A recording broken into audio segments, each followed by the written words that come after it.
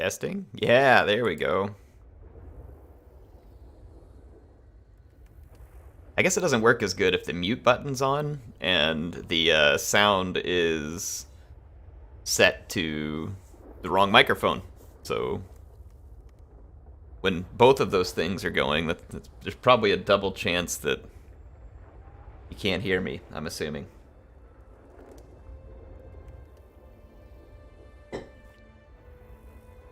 So, what's up? Should we do some battles? Lame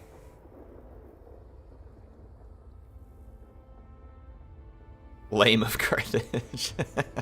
I am pretty lame, but you know.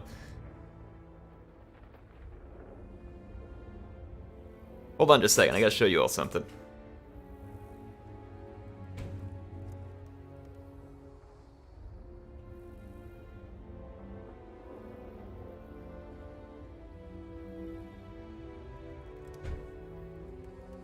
Alright, so starting soon. I don't know whether I should stream some of this or not. I can, because I did apparently get suckered into a paint drying stream a long time ago, but check it out. These may not look like much, but it's Hexwraiths. So, Joe T donated to the stream that night and asked me to get some Hexwraiths, and I have them. So we've got 5 Hexwraiths to paint. I do need a few supplies still.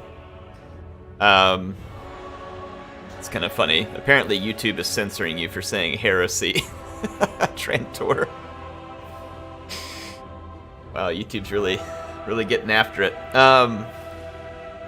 Yeah, I've got the Hexwraiths. Apparently you can make them into Black Knights as well. Like, I guess it comes with, like, pieces with the shields and the swords, so you can turn them into either Black Knights or Hexwraiths. We're gonna do Hexwraiths, since that's what Joe asked for. I do need to go buy some paint. I think I'm gonna undercoat all these. I'm guessing, like, Corax white. Just undercoat them all in white, and then start base coating it from there. I have the list of paints, and I have quite a few of the paints I need, but I have to go to the Warhammer store tomorrow and buy some paint, or the hobby store, I guess I should say. I gotta go buy some paint and get ready. And I'm gonna have to kind of do some testing. Yeah, just I gotta do a little testing to make sure that it's gonna turn out the way that I want it to. But pretty excited for it, yeah. Hexwraiths. Here, I'll show you all what they're supposed to look like. How about that? Hang tight, and I'll show you what the models look like.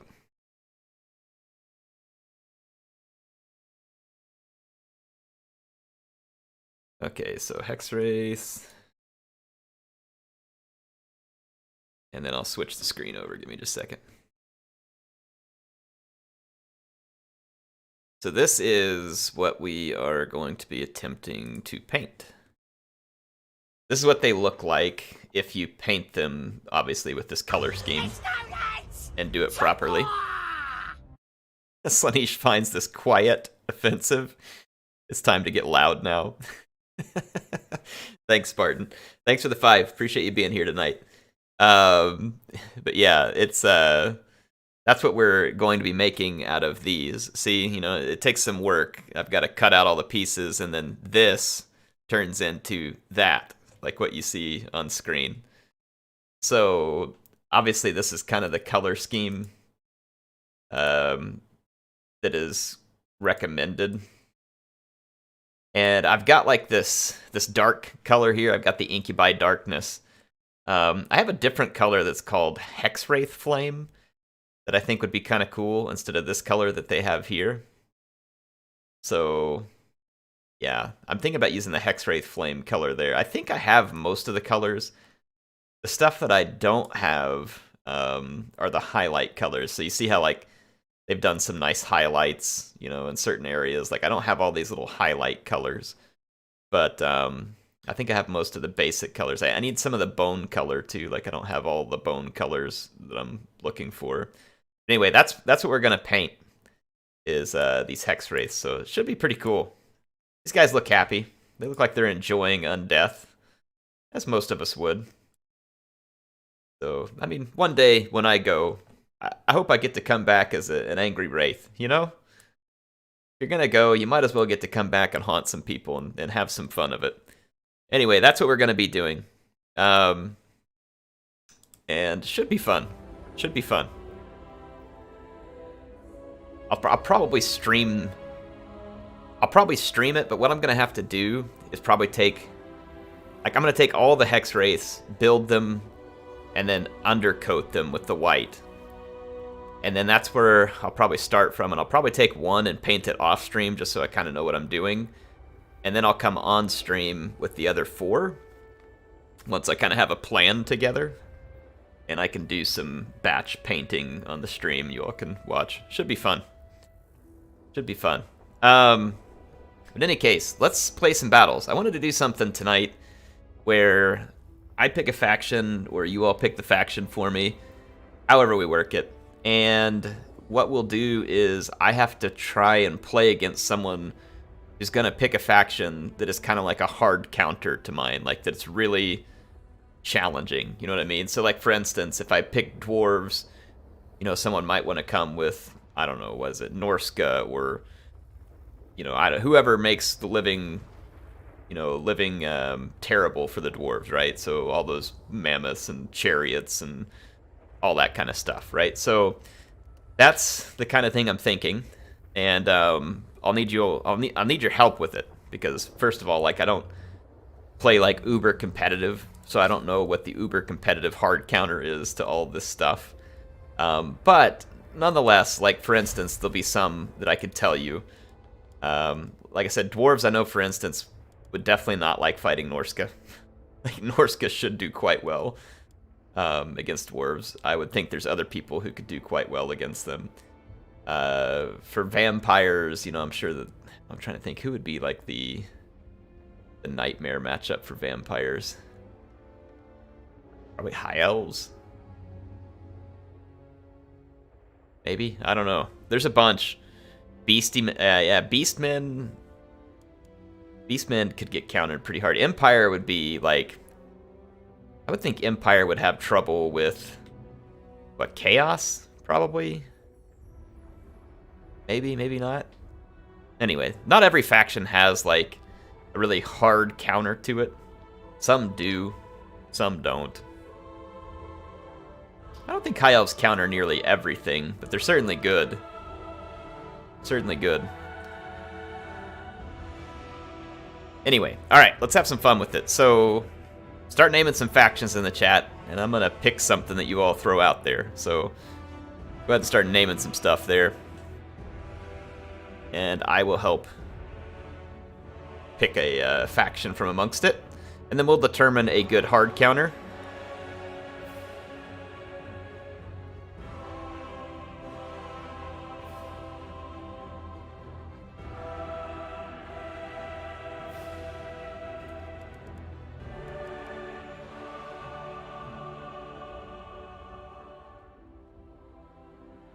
Go Lizardmen. A couple people said Lizardmen. Alright, so if I pick Lizardmen then, who do you all think is a hard counter faction?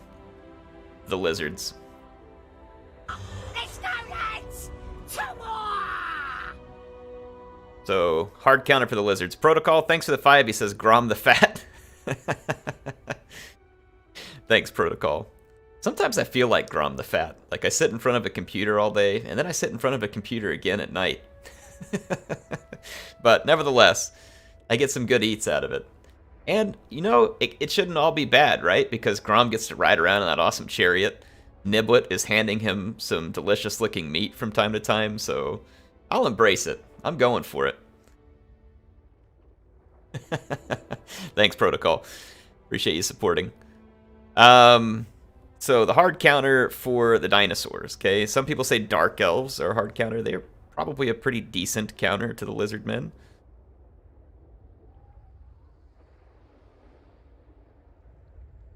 I would think that... What do y'all think? Dark Elves or Vampire Coast may be it? That's kind of what I would think. Dark Elves or Vampy Coast.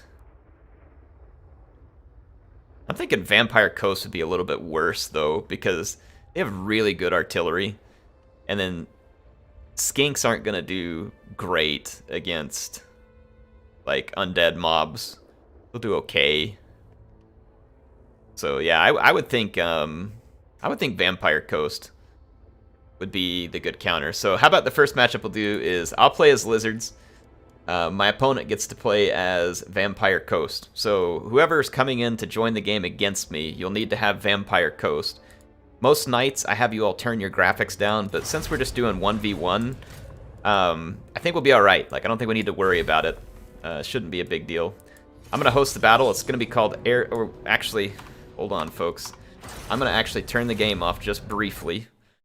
And then sign online on Steam, because right now I'm disconnected and invisible all at the same time. So let me get online. As far as Steam regions go, I've got my server set to Dallas. Not sure exactly, like, if you have to be on the same one. Sometimes people can see me playing, some cannot. So I'm going to restart the game. Give it just a second, folks. I'm just restarting the game to make sure that my game will hopefully be visible. So...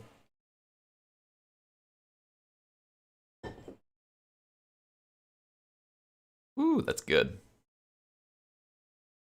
I got some, I was trying to find something to drink that would be good, but not be, you know, like, as bad as just, like, drinking a soda.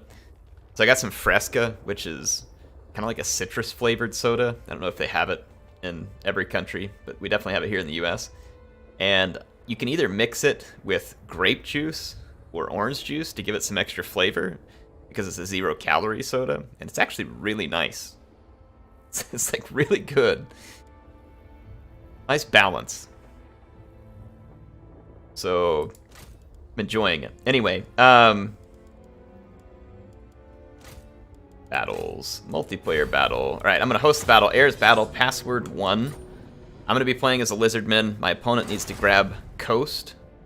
And I will pick a relatively fair map here. We'll go to the multiplayer maps.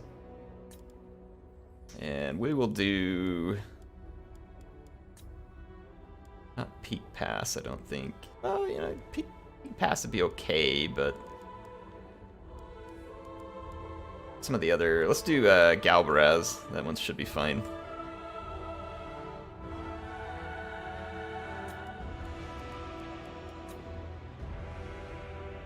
This will work right here.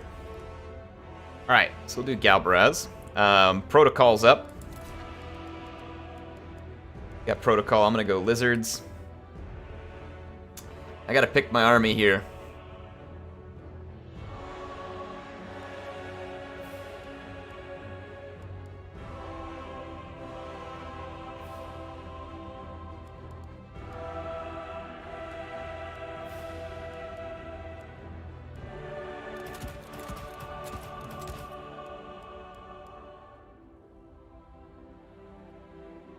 Alright. Lizards, lizards, lizards.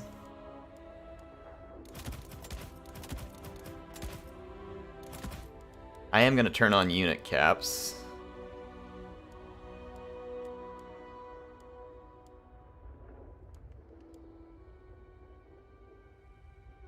Alright, so let's see here.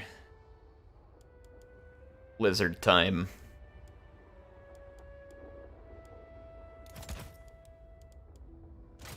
How do I want to play Lizards?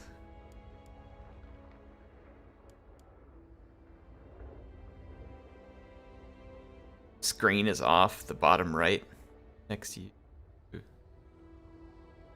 Huh?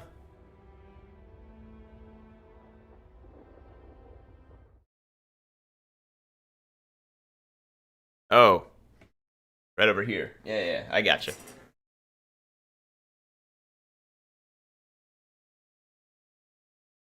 Nope, wrong way.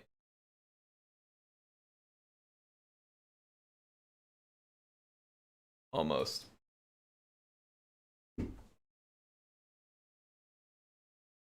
There we go.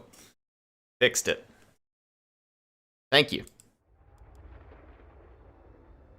Got it. Got it. All right, so let me finish picking the army here.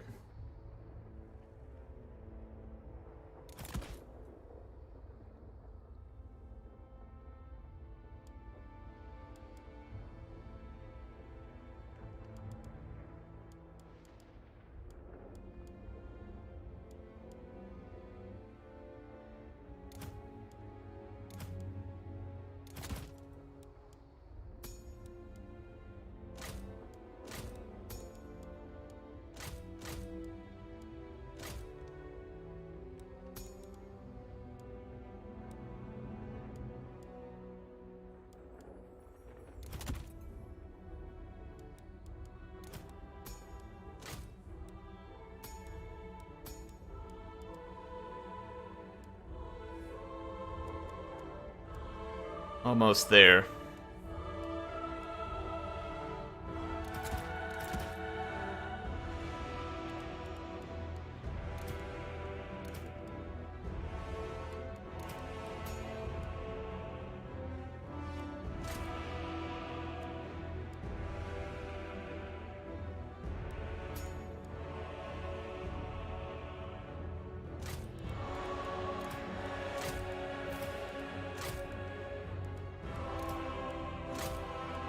Okay.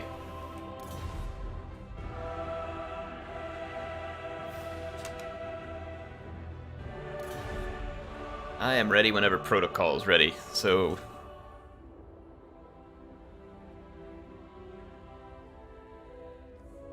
Get this set up here.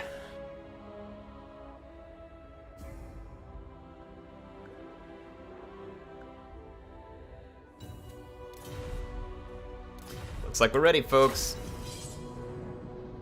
I'll get my army blocker out of the way here as soon as the switches.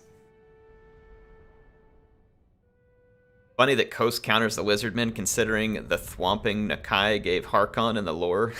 I guess it is ironic. I mean, I didn't know the lore, but if that's true, then yeah. It is kind of ironic. Was Harkon just like wandering around the jungle, full on crazy? Nakai comes crawling out of a nice pool and just cracks him over the head with his golf club.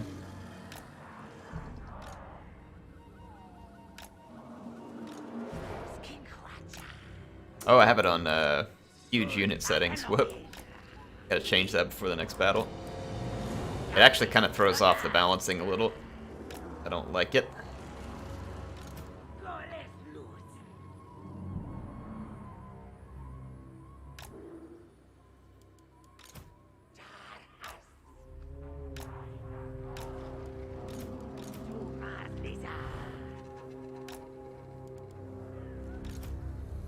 All right.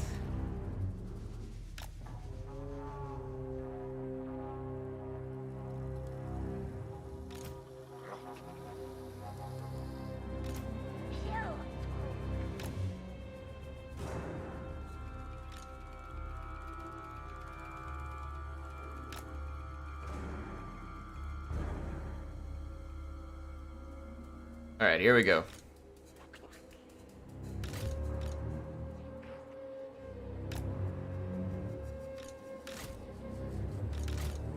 That'll work for now.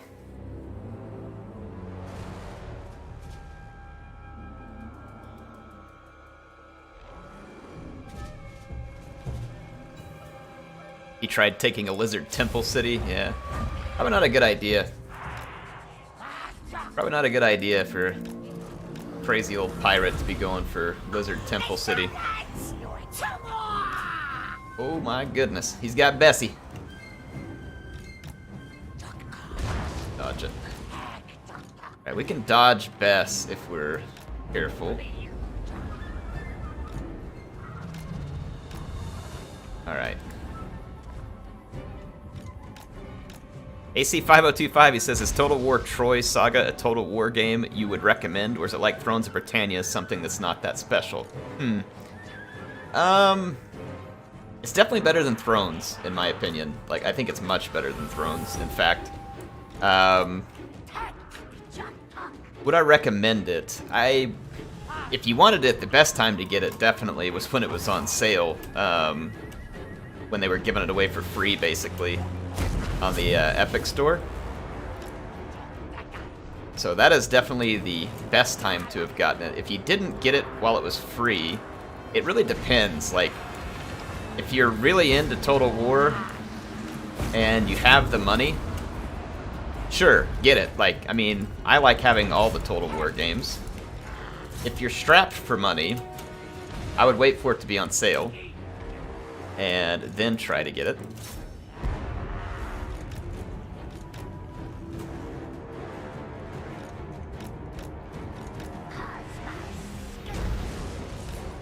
Ooh, that Bessie, it hurts.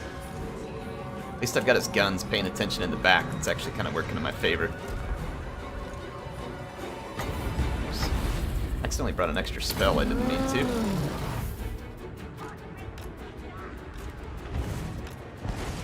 I'm gonna keep my units. I gotta keep his attention. I'm gonna go for the crab. I'm just gonna go bomb it in here. Oh my gosh, when Bessie hits, it hurts so much.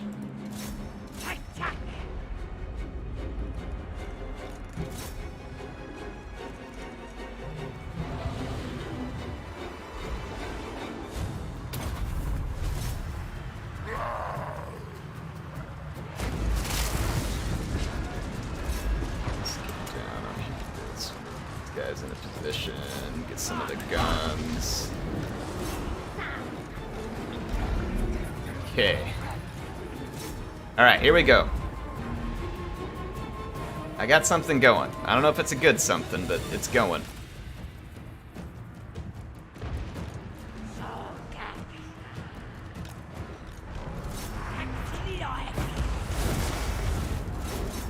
Pack the Saurian right in the middle of all this.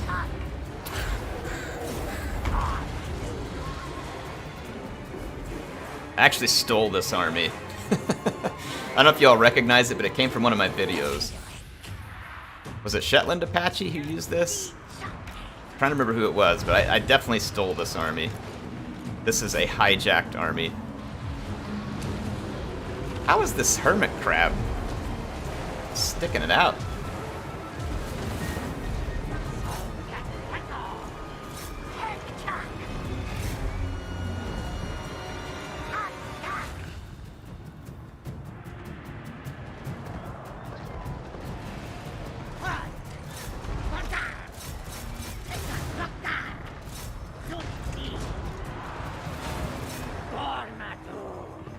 I am, like, actually a little bit worried about how well this hermit crab is doing in this fight.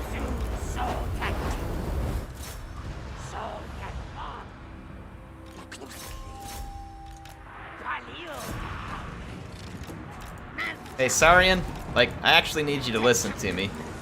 I know, it's this crazy idea. Like, we'll lose the battle if you don't. Thanks, your friend, Heir. Well, we're not doing terrible. I feel like there's a chance. Assuming that I don't lose with Kroq-Gar to a Rotting Leviathan, which is absolutely absurd, but it seems like it's happening. Alright, maybe we just... I'm losing to a Rotting Leviathan. I would have never thought such things possible, even.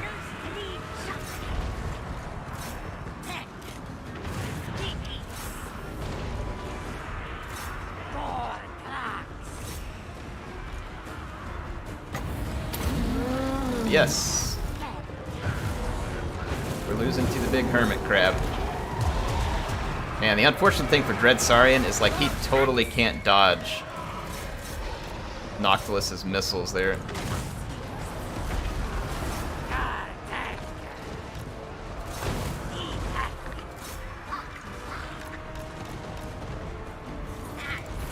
Saurian, like Noctilus. That's your target, okay? Noctilus is the target.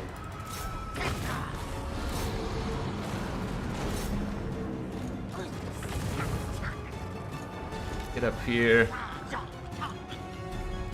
Alright, group 2. Can we do anything to this Leviathan? Oh my gosh, man. Noctilus is such a tank. Freaking crap, man. The Tread Saurian will not follow an attack order. Get in there.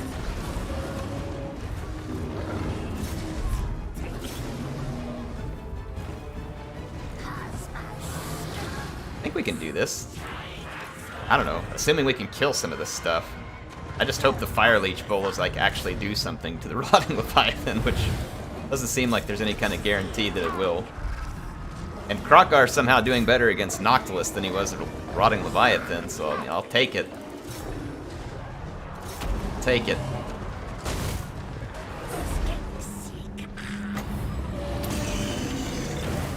Pump up Krokgar a little. Let's take this Skinky over here and see if we can deal with Mr. Gunnery White. Oh man, the terror. Explosion here. Make sure I don't lose my leadership. Shotgun blast. Get out of here, Gunnery White.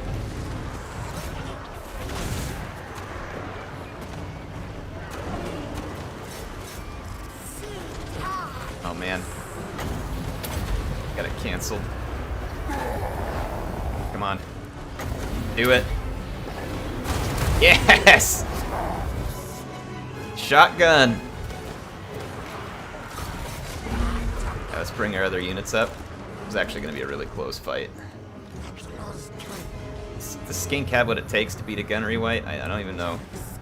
Like, I actually do not know the answer. Croc, get over there.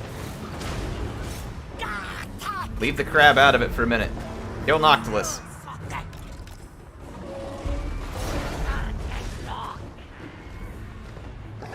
Alright, everybody swarm Noctilus. Yes! Alright, everybody swarm the crab.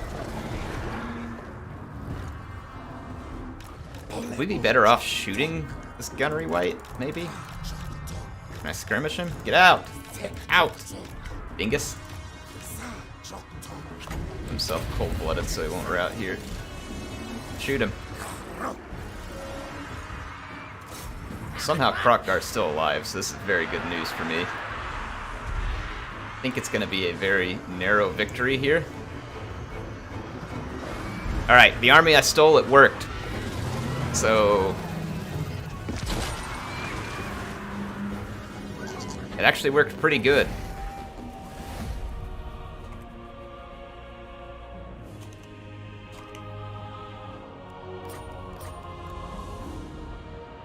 I wonder if it was the hit points being on the uber large unit settings that did it with Krokgar not wanting to do well against the crab, or is the crab just better than I'm giving it credit for? Like, can the crab stand up to Krokgar? I've never seen something like that work out that way, but you know, curious. Shredder still didn't pay for itself. It got quite a bit of damage, but it didn't pay for itself. Crab go pinch. Yeah, no, it's not bad overall. Noctilus did a lot of damage. This Gunnery White actually did pretty decent there. Orders did okay. Not a lot of value, but they caused a lot of damage. Bess got a lot of damage. Crab definitely did better than I thought it would. Alright, appreciate Protocol doing that one. Let me switch my options real quick to graphics, unit size, large. I just like playing on the large unit size is better. Like, it feels like the game is better balanced there. Guns should have won. Tell the referee to check.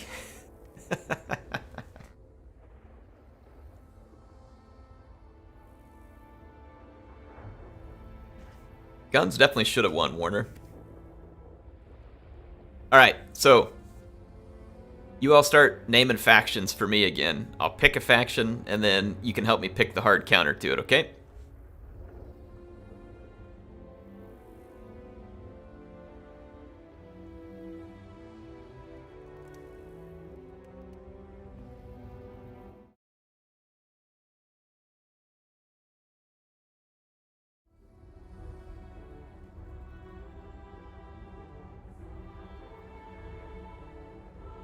let's see here.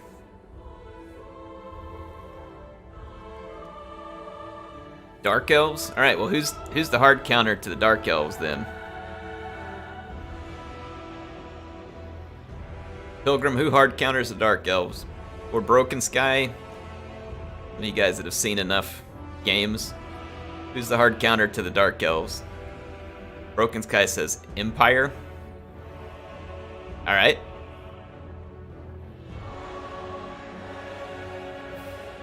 Dark Elves versus Empire it is.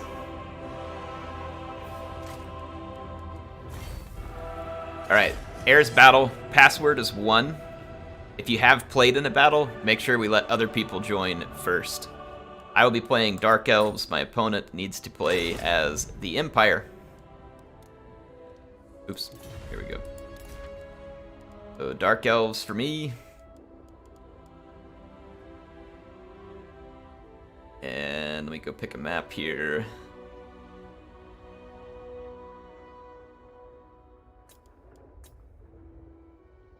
This one. Ooh, let's do Glacial Lake. Glacial Lake should be decent.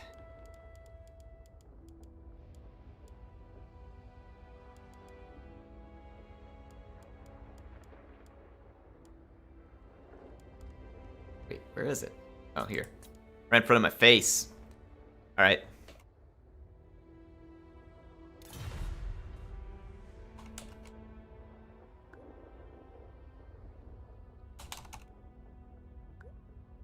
Alright, so my opponent is going to need to be Empire.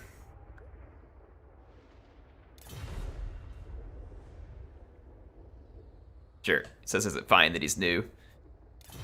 Yep, go ahead. Jump in. We're not going to stop you if you're new. We can play another one if people want me to play another one after this too. Whatever we want to do.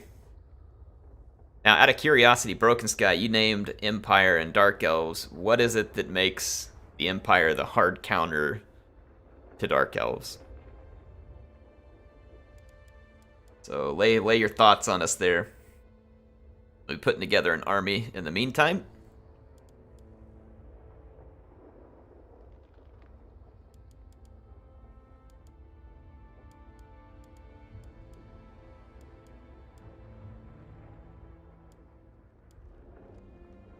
Empire has cheap armor-piercing guns, cannons against large, fire damage against regen monsters. Guns make it the obvious hard counter. Guns are a hard counter to everything.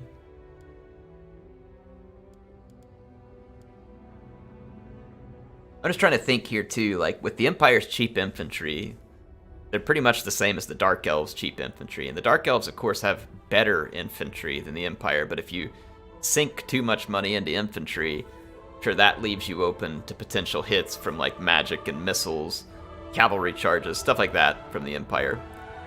So it probably doesn't seem like a good idea to try and just like overwhelm their cheap infantry.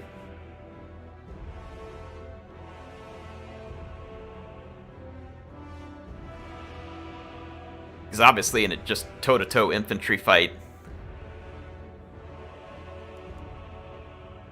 it's not going to be good for the Empire, but makes sense. Holy crap, Protocol. Thanks for the 20. Says, dinner's on me for an excellent game, GG's. The Dread Saurian was a beefy boy. Yeah, he's got a lot of hit points. What I was really worried about is that you would have carronades, and that even with me coming from the flank, the Dread Saurian would get absolutely roasted before the fight started. So I was really happy that you had the mortars instead of the carronades. I think the carronades would have been a big problem for me, but that's also partly why I brought like all the flyers and the summing, so that I could try and silence the carronades long enough to get those units in to a fight. That was the hope, at least. But yeah, fun game, Protocol. Very well played. It'll make a good replay for the channel too. It was pretty close. Wasn't sure if I was going to be able to pull it off because of that hermit crab fighting the way it was. So definitely appreciate you joining and supporting tonight. Both times supporting with the super chat. So thank you, Protocol. It is fantastic. Very much appreciated. I won't use the money for dinner because I already had dinner. But what I will use it for um, is to get some of the paints that I need for this model set, and I'll use that on the live stream where we do some painting. So thank you, Protocol. I'll put that to use on another stream so that we can have some fun with it all together.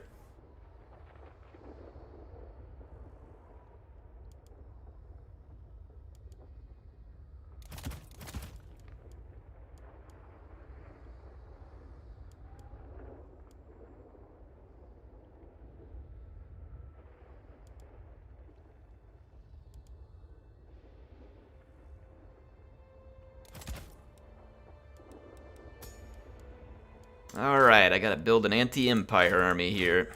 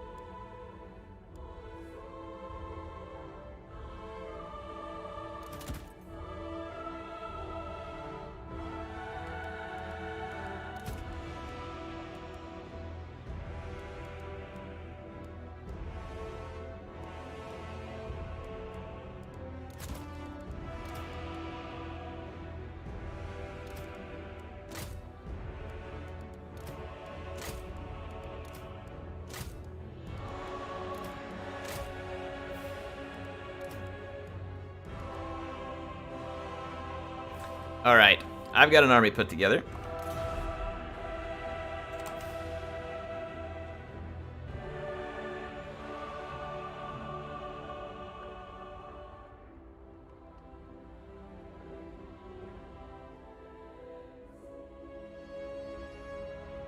Sorry, I'm allergic to Carl. Tried to get that muted before y'all had to listen to it. I think I succeeded. So, we'll see.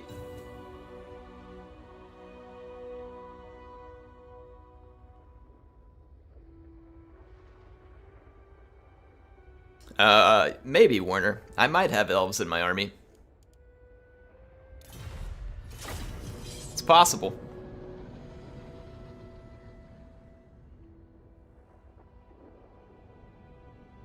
It's possible I got some elves in the army. A glacial lake. That's true. Regina would definitely have a much more elfy army than I could ever dream of. Yeah, I'm wondering what the Empire will bring too, because he said he was a new player. So what I'd like to do after this one is, if we have a player who considers themselves pretty experienced, I'd love to replay this matchup.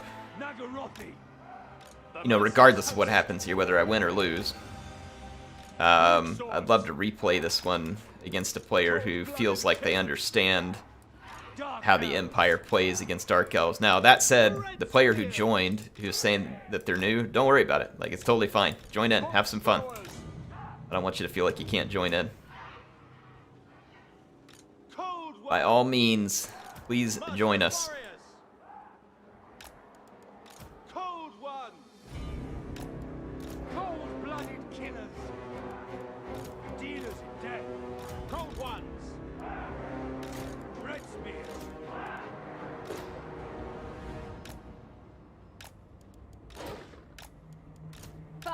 Sorceress. Dark Riders.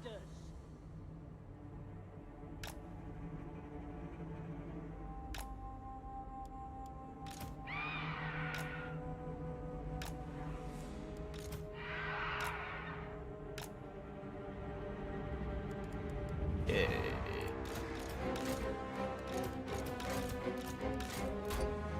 All right.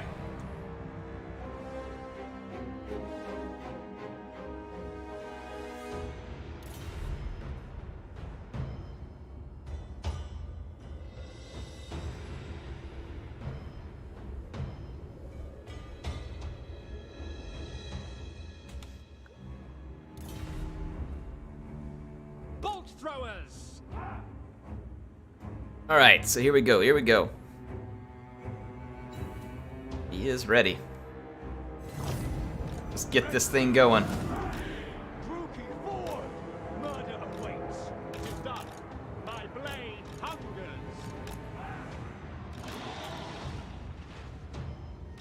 Oh, the pistoliers. You cheeky devil.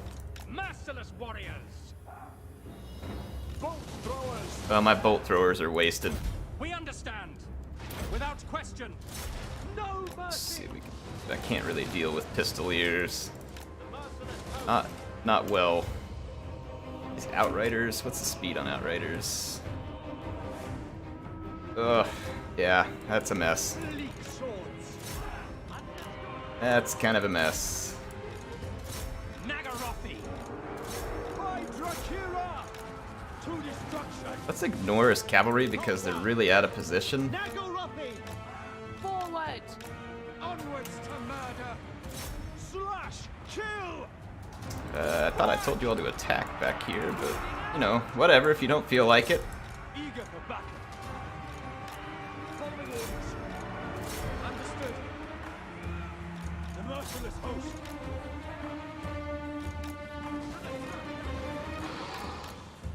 Outta here. Marathi! On the move! Fury, come forth! Cold one. Alright, Out to slaughter. Merciless warriors. got back here. Cold ones got caught up. Let's get into those guns. Can't get too blobbed over here. Have to stay on top of the guns. Marathi! Fury! Let's help out Agreed. here. See if we can get rid of these Empire Knights. Nagarothi. Dark Riders, stay on target, finish them off, stay on the guns. We gotta stay on the guns. Cold-blooded killers. Attack. Was that dollar store Carl or was that real deal Carl? Yeah, I don't want to be in this fight for too much longer. Let's go ahead and get Marathi and the Manticore up out of here. Death. Shadowy oath. Battle ready. Did I just lose? Oh no, the wizard was there. I was like, did I just lose to guns and melee? Cold one. That's a new trick. I'm getting so shredded by these outriders. Eager for battle. On That is to the real deal, slaughter. Carl. That is not dollar store, Carl. Burning head. Oh no, I don't know. Just get out of the way, hopefully. Hungers. All right, good. Die, weakling. I gotta get rid of these. Bring the Manticore over. I'm gonna chase these outriders for a minute. Just keep them busy. Merciless warriors. Kill Right, how we them. doing? How we doing? We're doing okay. Merciless warriors. Got it under control. We got rid of his guns. I think he had a few too many guns. Bleak swords. I had a lot more mobility, and then when his cavalry went wide around the lake, it allowed me to kind of temporarily focus his cavalry that was more on my side of the map. Ooh, we got a good catch right here on those outriders. I'm gonna go see if we can Dealers in death. deal with that. Attack. The merciless You all get host. Carl. Wretched die, weaklings. Going. Pull over here. Attack. Kill everything. Watch out, the burning head coming in. Glorious. Oh, those outriders are still getting away from us. Alright, where's Mom Rathy? Revenge comes. Alright, we got Carl. This is good news for us. Eager for battle. Make them bleed. Bleak swords.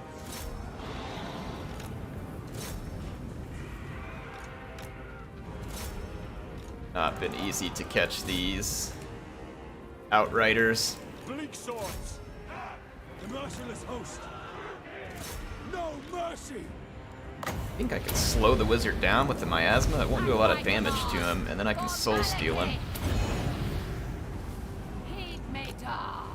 To destruction. Oh, I forgot I forgot Heart Render and Dark Sword. Cold one. What was I thinking? I can't even Marathi anymore. Alright, we did it. Yeah, I think he had a few too many missiles to properly protect. Let's say Dark Elves versus Empire 1. I want to try this one again. So someone else joined too. Lost WRL, thanks for joining. If you're saying you're really new to the game, honestly, you didn't do bad, I don't think. I think you did pretty good for being new at the game. I brought an army that I was hoping would be a mess for you, but just by your army pick, okay, Broken Sky wants to play it. All right, Broken Sky, how about you come play this one against me? Let's talk about Lost WRL's pick real quick. The Outriders were actually really good. They totally screwed me over and killed my bolt throwers. Like, I had no answer to that. So that was a really solid pick. I'd thought about Pistoliers and stuff, and I was thinking, oh, I'll mostly just ignore them. But then when I picked the bolt throwers, obviously it just, like, my mind just whiffed on that. So, good call there, because you took them out. I think your biggest problem here was just too many handgunners. If you would have taken this money that you spent on the handgunners and just reinvested it in maybe a hair more infantry and some more cavalry, that could have gotten rough for me, I think, in the right spot, because the Outriders were definitely giving me some trouble because I couldn't get a hold of them. So, again, if you're saying you're new, I thought that was pretty good, actually, for being new. Definitely nothing to be ashamed of. Thanks for joining, too, by the way. Oh, Amoeba hopped in. All right. We'll play this one out. So now I'm going to have to pick a different army here. All right, Amoeba. Give me Sigmar's best.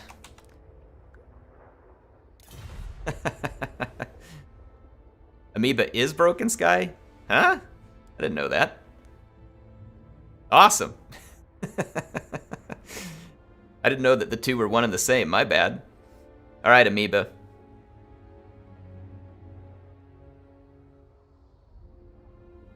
I get confused with the Steam names sometimes. All right, Amoeba is going to bring Sigmar's Wrath against me. Let's see. I'm going to pick a new map. Let's do...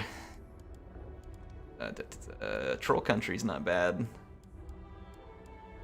Trying to think of a map that's not like completely flat, but at the same time, like, it's not gonna prevent the Empire from using like any of its units that it wants to.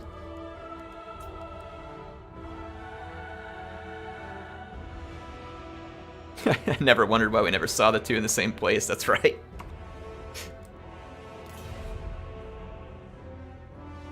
All right, so he's gonna come at me with Empire. I gotta come up with another build, something that I think will serve me.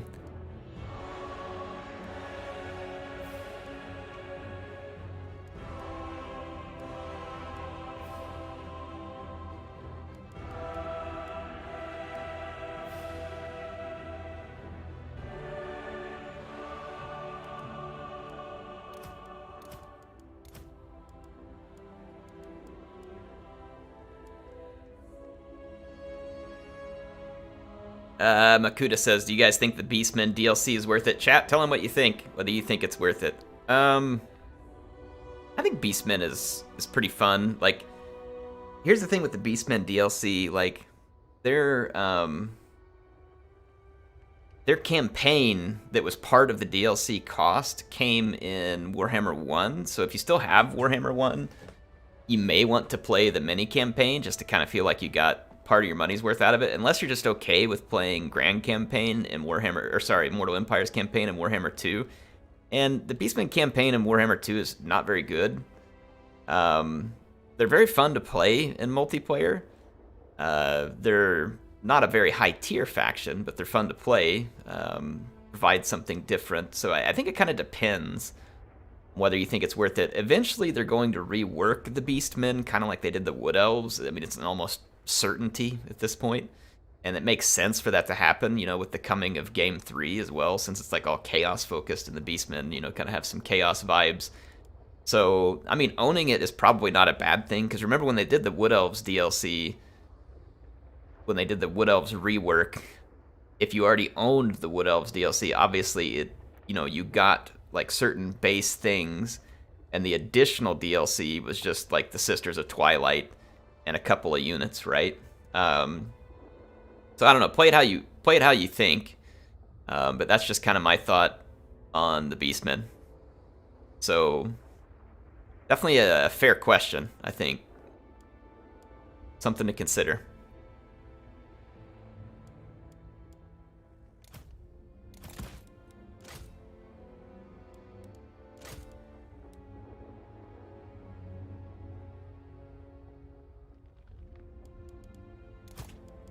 The Beastmen are in kind of a weird position, I think, is probably the shorter way of saying what I was getting at.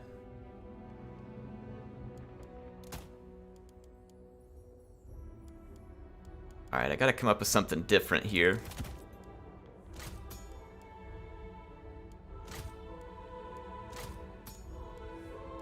But something that I still think does okay.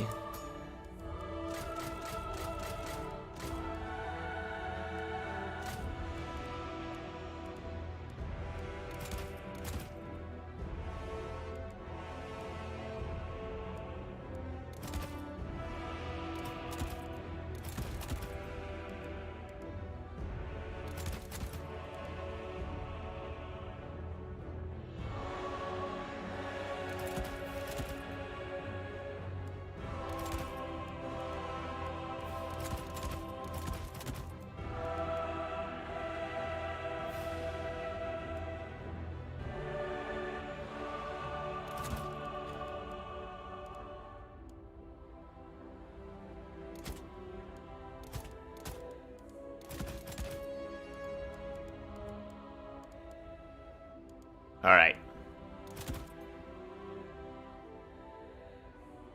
Alright, I got something. I don't know if it'll work.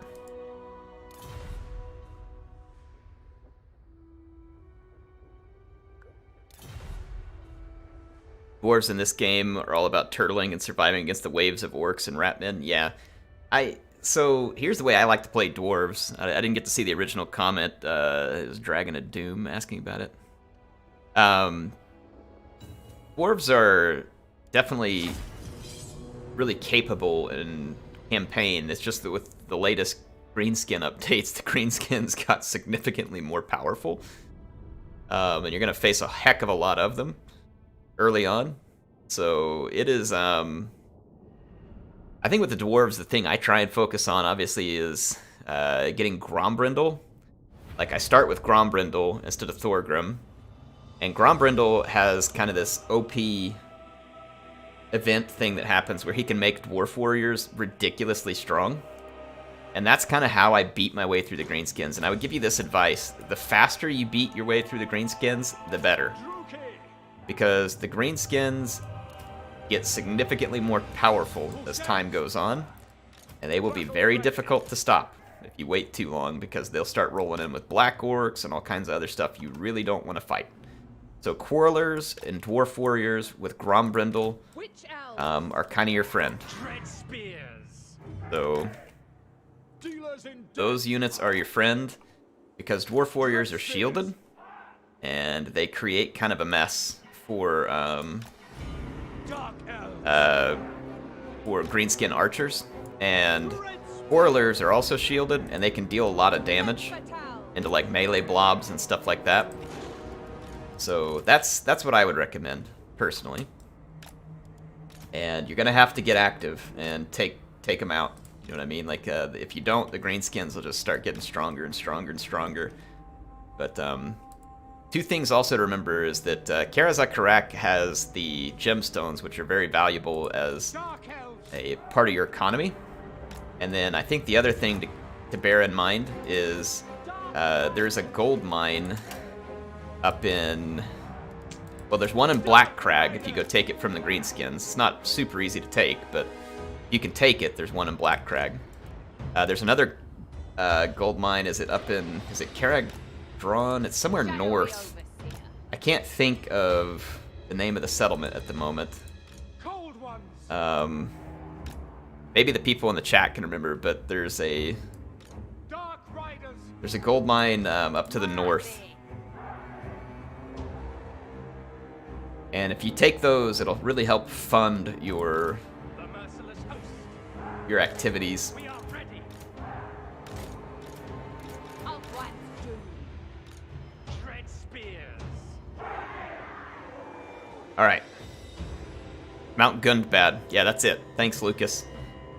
That is it. That's the one I was trying to get my head around. Rookie. So Mount Gunbad is north, and it's got a gold mine. Black Crag is to the south. You have to take it from the Greenskins, and typically it's going to have a garrison of some black orcs. So you gotta get pretty strong before you can take it. But you get a hold of those 2 gold mines plus your gemstones. Yeah, they'll be struggling. The Greenskins will be struggling to keep up at that point. Spears. Mount Gun Good.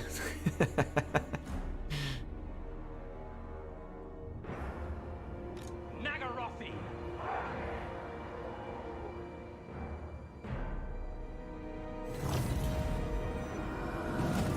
All right, let's go. Battle ready. Got here Black Lions. Marathi. Going now. On the move. Let's see what we're up against. Balthasar, huh? Dwarf Griffites. Probably got some light cab hidden away somewhere. What do we got here? A war wagon. War wagon? War wagon. That is such a unexpected pick. Trying to even consider what to make of that. Kill them. No mercy. Onwards to murder. Corsairs. Forward. Glorious destruction. Death. Onward. My revenge comes. Apparently Marathi was getting Come with owned. me.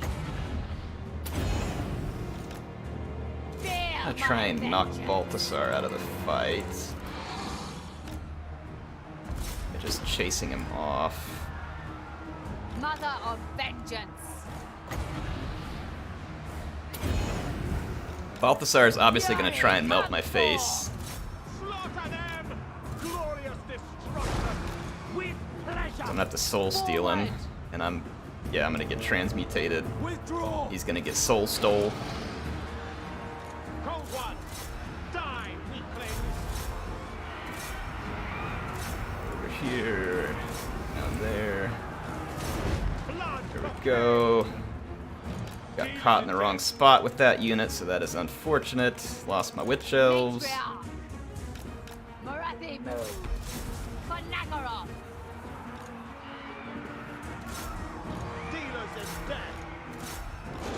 Just need to keep Balthasar really busy. On to slaughter. First sorceress. Okay. Dark Your elves. charge there. Stay on the silver bullets. Cleaned that one up. Battle ready. Break up this fight. Orders understood. Try and keep the Black Lions busy for now. I feel like we really need to keep Balthasar busy as well. We are ready. Corsairs. I move. Not the ideal use for Soul Stealer there, but I'm gonna make use of it. Stay on those guns. Cold-blooded No killers. mercy. After these wagons, same thing here. Stay on the wagons.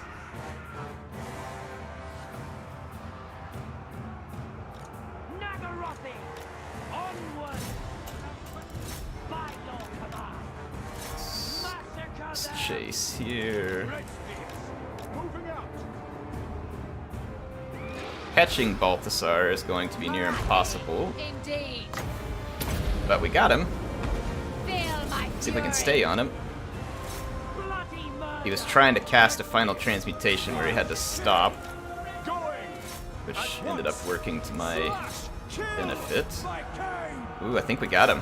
For Malachi. Terrified him. I have to chase with Marathi because Marathi's quick enough to do so.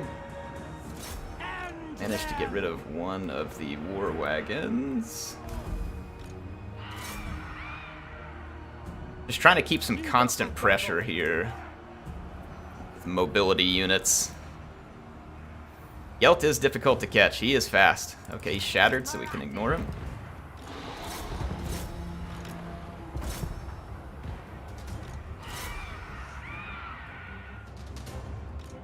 Alright. We've got it, I think.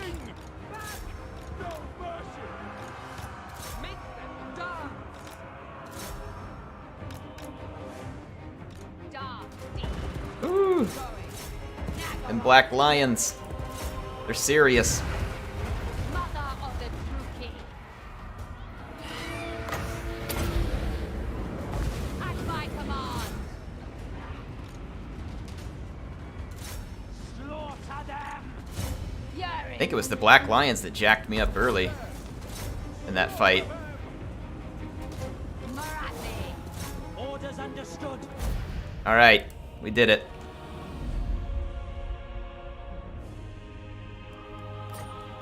See, I don't know, I'm sure Dark Elves are certainly weak to certain stuff. I don't know why, but for some reason, I like them. Like, I could see why the Empire could give them fits. I think the Missile Cavalry could give them fits. Should have brought Outriders instead. That's kind of what I expected, honestly, Broken Sky. I was thinking I would end up chasing Pistoliers or Outriders with the Light Cavalry with shields. So that's why I brought a few of these to try and just ward them off. The Harpies were for guns or other soft targets. The Manticores were to mainly support Marathi so that she didn't get stuck in the air, like getting chased by someone really good or something. So that was kind of what I was thinking. Now you're saying should have brought Volkmar. Volkmar. I mean, Volkmar can bring the banish. He can replenish. Could definitely be good. Marathi, I would think would be, if you could get her to like not be able to dodge it. I would think Fireball would be pretty good versus Marathi, wouldn't it? Because she's got low armor. So I think Marathi would be pretty weak to Fireball. And I mean, let's be honest. Like if you're playing against me and I'm the Dark Elves, I mean, Marathi is pretty much a guarantee on the battlefield. So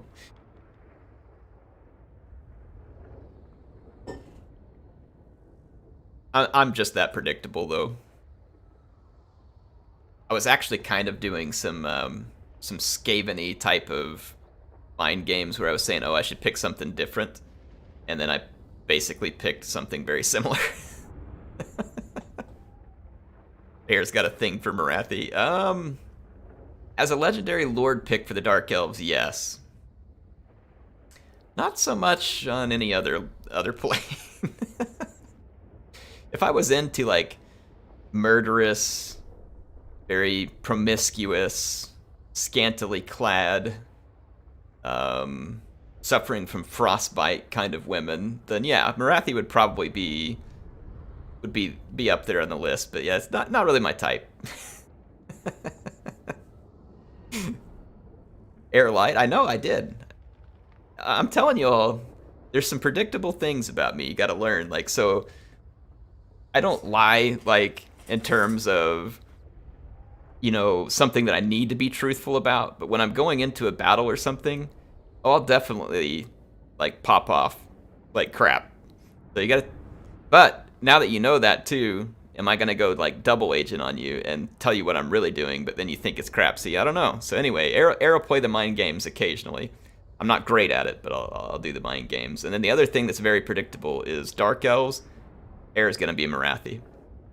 Again, I guess I could change that, you know, just to try and swap things up. Hey, let's do another one. Let's pick another faction. I think I can get though why Empire would be a pretty good counter to Dark Elves. Like, I can see it. I think it depends on the people who are playing, you know, are they the same skill level? If someone's good with the Empire, I could see the Empire being a mess in some ways for the Dark Elves. Like,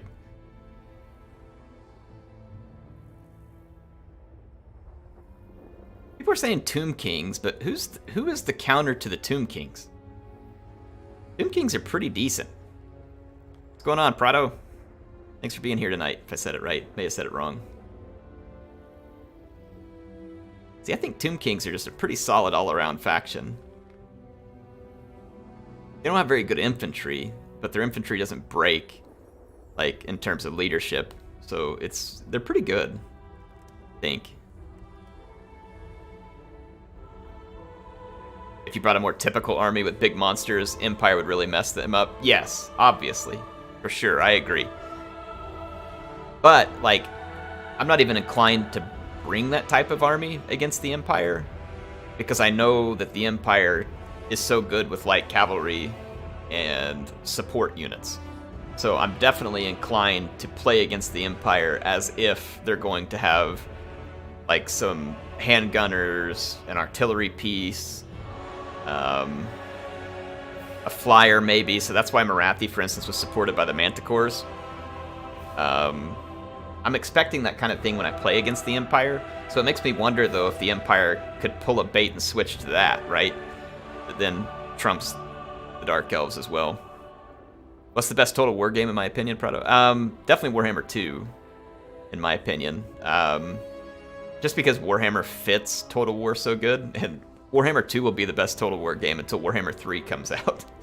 And then Warhammer 3, I mean, barring some kind of disaster with the game itself, is going to easily be the best Total War game there is. Now, I hope that there is another historical game one of these days that CA just knocks out of the park and it can give this stuff a run for its money. But right now, I feel like that Warhammer is like the clear front runner of best Total War, and then the historical games are kind of knocked into a tailspin because of it.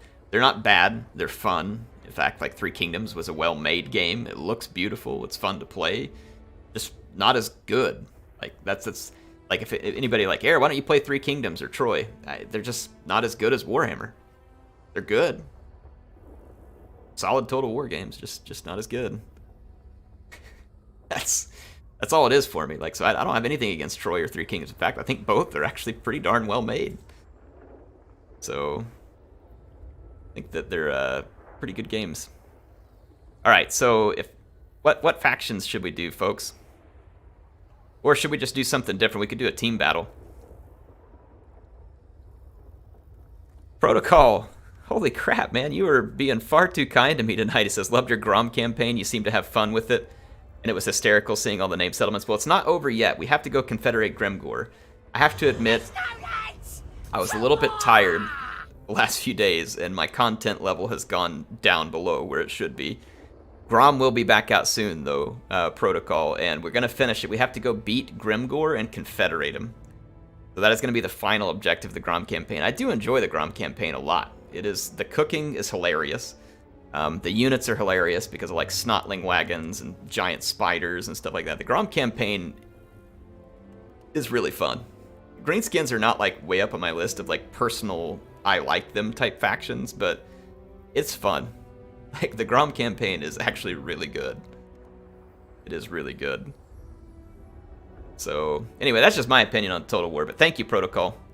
Appreciate all the support tonight. It'll go to good use. I'll put all that support to use in some upcoming model painting and streams and stuff like that, so definitely appreciate your generosity.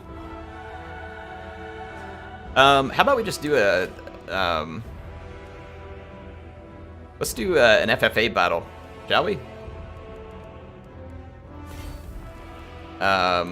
If you're going to come into the FFA battle, though, make sure to go into your options first. Graphics, set it to medium. That way we don't lag out. And then I'm going to go to the graphics settings, of course, and go set the unit size back to large. You all don't need to do that, though. Only the host needs to. So set your graphics settings to medium. I'm then going to host this battle, Heir's battle, password 1, and we'll do an FFA. Actually, I want to host the FFA as the spectator. I'm going to spectate the FFA and kind of watch it with the stream here.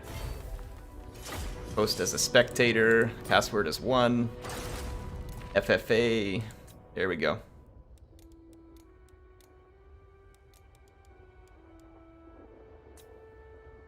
Trying to Kane is such a messed up map. Let's do it. Shining Summit. This one's fun too, though, but it's pretty rough. Watch your peak. Okay, yeah, I remember this one. That one's also a bit crazy. Let's do Shrine of Cain.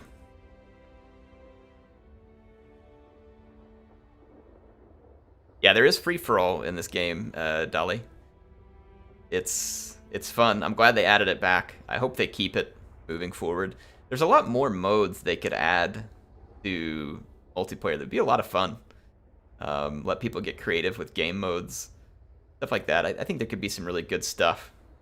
If CA wanted to put some time and effort into it, it could be really fun. Like, I don't know. I just think there could be some really fun stuff with it. Were we able to get a chance to be creative with it? I like battles the way they are. Like, they're fun. I just want to see more stuff added to it. More game modes, more ways to have fun. No theme, just have fun, and I will turn on unit caps. Alright, so we got the Griffin, Purveyor of Fine Elven Women. Lost WRL is back, and then we got Pufflix. Alright, settings, turn on unit caps. Warner, hope you're doing good tonight. Thanks for being here. Appreciate you doing the moderation and helping out. Speaking of which, Warner has made me really excellent Atomo artwork. The Atomo campaign is also going to be starting this week. Heir is going to get himself back on track tomorrow. Like I said, I've just been a little bit tired at night. The last couple nights, I'm feeling better today. Finally got some rest, and then I was really busy at work on Monday and Friday, and so it really made it difficult for me to get a whole lot of recording done those days too. But yeah, we got a Tomo campaign. Grom campaign needs to be finished. I'll probably record some of the battles that we did tonight. I have a Fall of the Samurai battle that came from my campaign that I figured it'd be kind of fun to put that into a cinematic mode because I think it's going to be good. So I got some good content planned for this week. I just need to get my sorry butt to work, you know?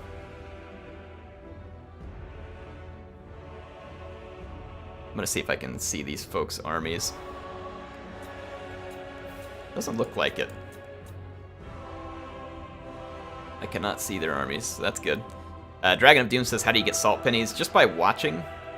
I think like if you subscribe or super chat, there's extra, but if you just watch, you get salt pennies. So they just be in there in the chat, you'll get them. And you can gamble them. Like, I think you can gamble against the house with, like, I think it's exclamation point gamble and then, like, a space, and I think you put how many. But yeah, you can gain them just by being here. I need to do some resets, and I need to go down and buy some Steam cards and stuff and, like, do a little contest where at the end of the month, you, whoever has the most salt pennies or like top 5 or something gets like a Steam card or something. That'd be fun. Do something like that.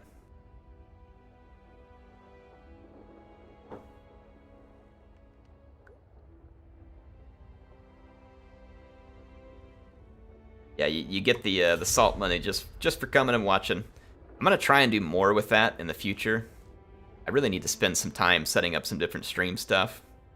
Yeah, there'll be some fun stuff we can do, I think. Almost like I don't stream enough or like,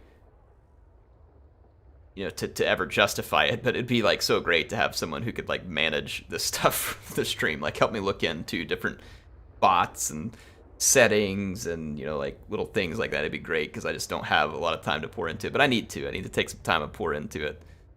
And I wouldn't, like, even if someone's like, oh, I'll do it for free, like I just don't feel right doing that, like having people do stuff for me like that. I mean, if someone's going to do some work for me, I want to make sure that I pay them, and I can't really justify that based on where I'm at right now, so.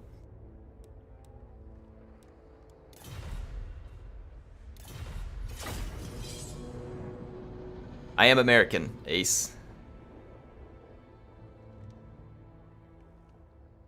I like steak. I drive a truck.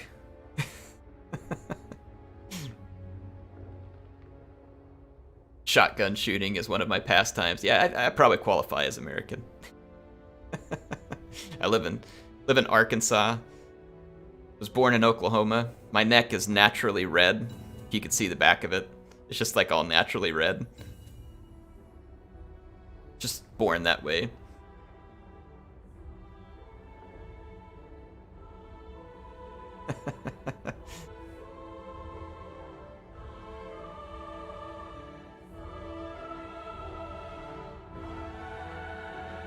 Ruined Atlas, are you looking for a Sooner, or are you just calling me a boomer?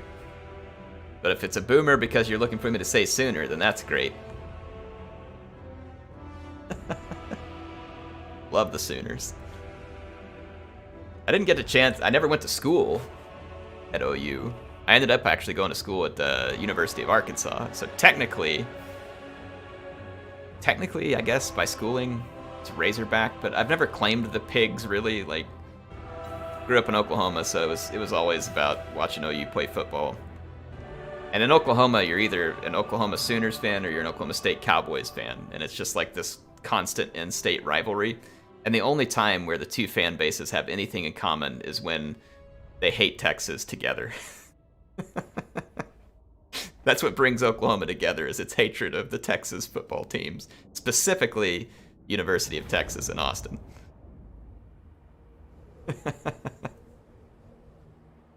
Ruined Atlas says I'm from Texas, never claimed UT, always the Sooners. Like Baker Mayfield then.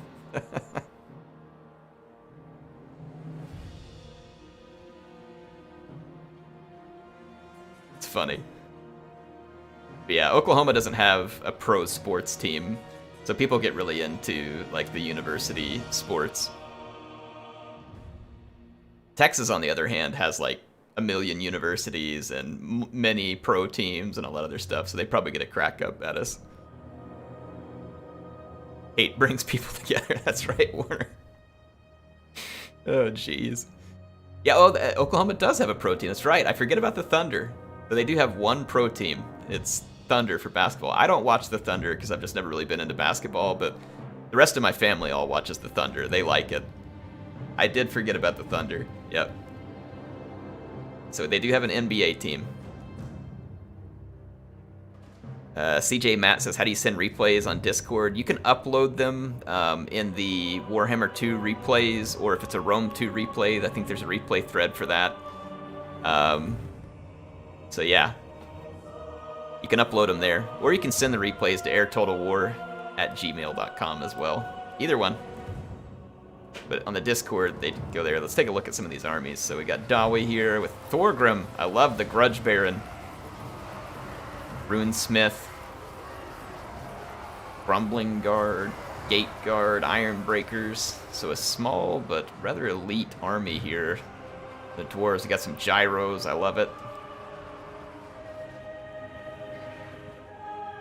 Will this also be a VOD? Yes, Ace. I leave all of these streams. They upload to the channel. It usually takes just a little while after the stream for it to become available, but it'll be there on the channel if you want to be able to watch the whole thing. And then what I'll usually do is pick one or two of my favorite replays from the stream, and I'll make an actual, like, just dedicated video on that sometime, you know, within the next week or so. I've got some Spearmen and some Lion Chariots. I love it. They must be after the Dwarves. Look at this. They got their back turned to the Dwarves, too. Like, Alariel... totally, oh, they turned around. I was going to say, they're going to totally disrespect Thorgrim, and I love it. Skaven with some sneaky goodness here. Oh, yeah. Oh, yeah. Heir approves of this. That has the Heir seal of approval if I've ever seen it, but they're right on top. Oh, okay, never mind. Yeah. I'm gonna shut up. That's good stuff. Good stuff. Archon, yes. Bone Daddy. 2 Bone Daddies. Now, the only thing that's better than 2 Bone Daddies is 4 Bone Daddies, okay? Let's be honest. That's nice. That's a lot of skeleton art. That's going to be a fun play. And then they got the Carrion over there. What do we got back here? Ooh, sneaky. Skaven sneaky all over the place. Oh, no. They've been spotted. They've been spotted. Alright, let's see. So Pufflix is on the board. He got some damage done. Oh no, poor Skaven. Oh my gosh. A noble on a chariot, 3 lions, a star dragon, and a Lariel. Oh, run. My dear little rats. Run for your scaveny little lives.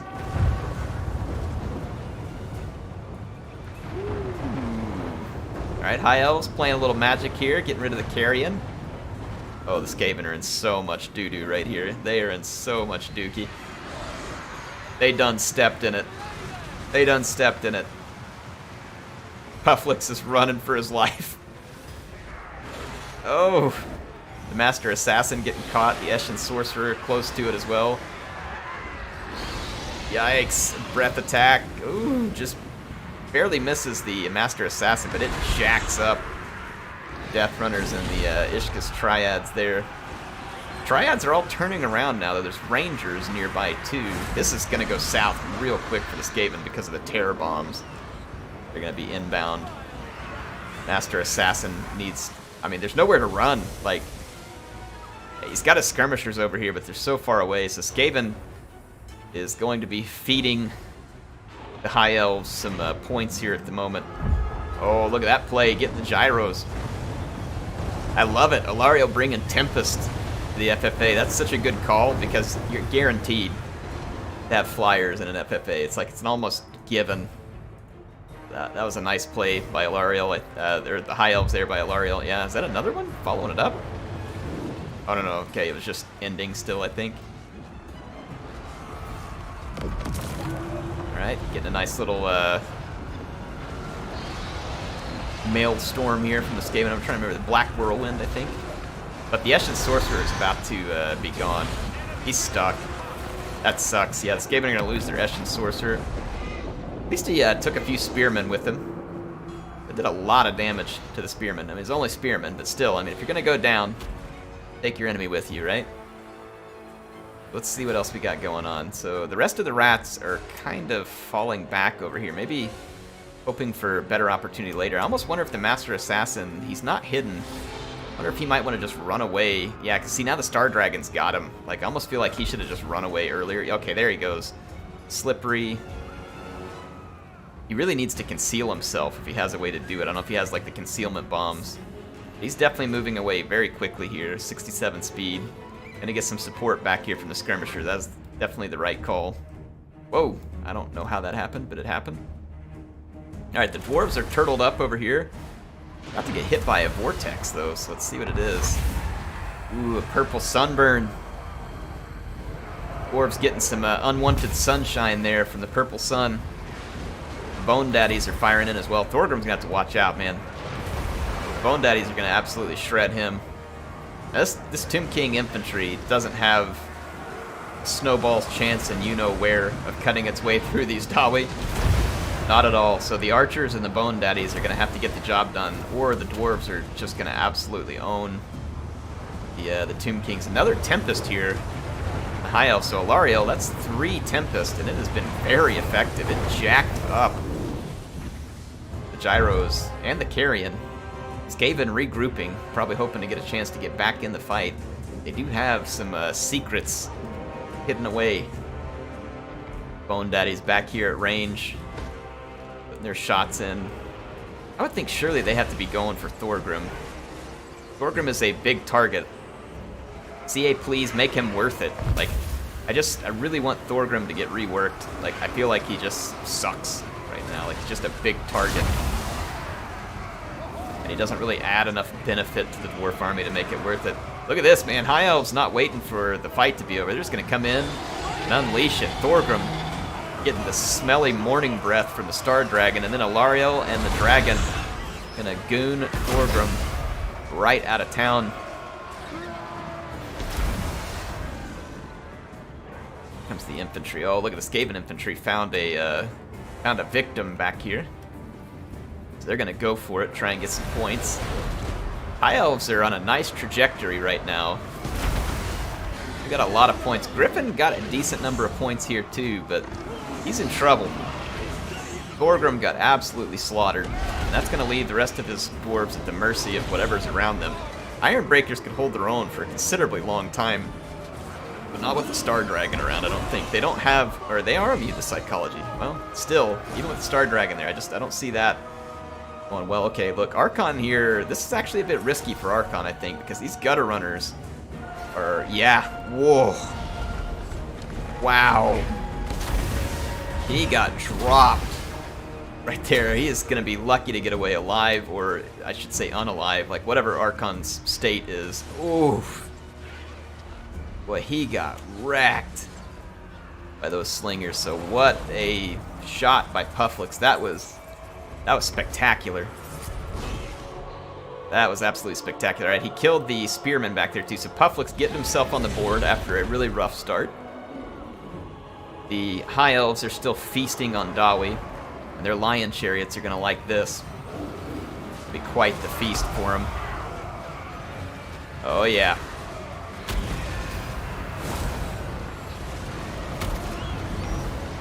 Yeah, the High Elves are in, I think they're in pretty good position. That dragon, though, is going to have to be a little bit careful of these gutter runners, and then the gutter runner slingers and stuff. That's a lot of poison and mess. Nice summon with the Ashabti there by the Tomb King's player. Pretty sure Archon bought the farm, though. No, did he not? Hang on. So, yeah, that's Pufflix. So Archon would be in the green color. Yeah, Archon's gone. Ooh. That Master Assassin just took a shot from the Bone Giant. He's just inside the range of the Bone Giants. Ooh, so close. Oh, man. Yeah, that is... He is dancing with death. Quite literally.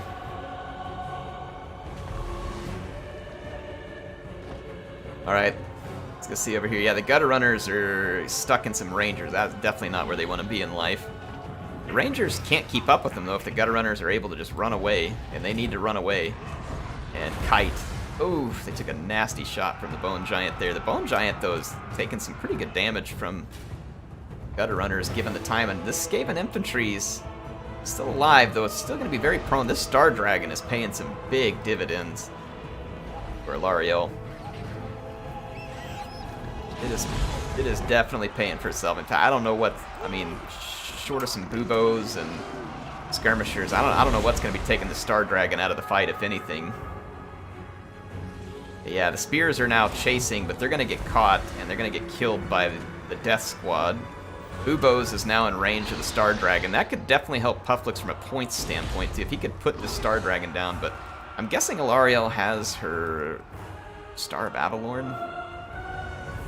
Plus, you're going to need to keep some protection near buboes if you want them to be successful. It's still a very long-range shot, so they'll do some damage, but it's going to take a while without multiple units to be able to really dig into that Star Dragon. Okay, here comes the chariots. They want to shut down Natty Buboes.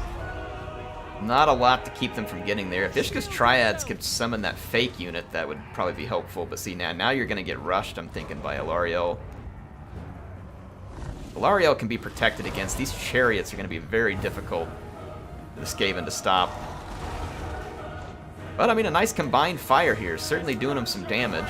This is the fake Triad units. This is a great call here. Get it out there. Let it take the charge. Try and delay. I mean, it probably won't work for too long, but this unit needs to get up here and help. Those buboes are very, very important for the Skaven. They don't want to lose them here. And they are going to lose them. Yeah, Alarielle's going straight for it. Got a Lion Chariot right into him. So that is the end of Natty Buboes and his sharpshooters. They are going to be High Elf crapped on there. Here comes the Norgrumling's Ironbreakers. Very stubborn. Yeah, there's that Star of Avalorn that I was thinking that the Skaven would still have to deal with. Triads are pretty good anti-large units. They're not bad, but I mean, these chariots are quite literally just going to roll all over them. Like, Skaven have nothing to put an end to this at the moment.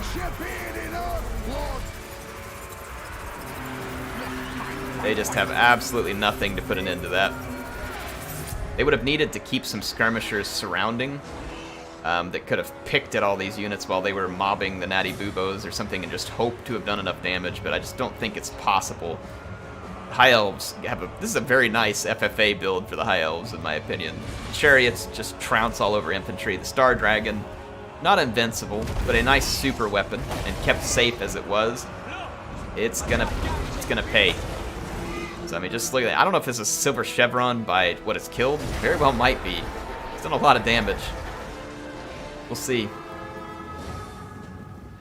Check it out. But I think that the High Elves are gonna run away with this one, and I believe they just picked up.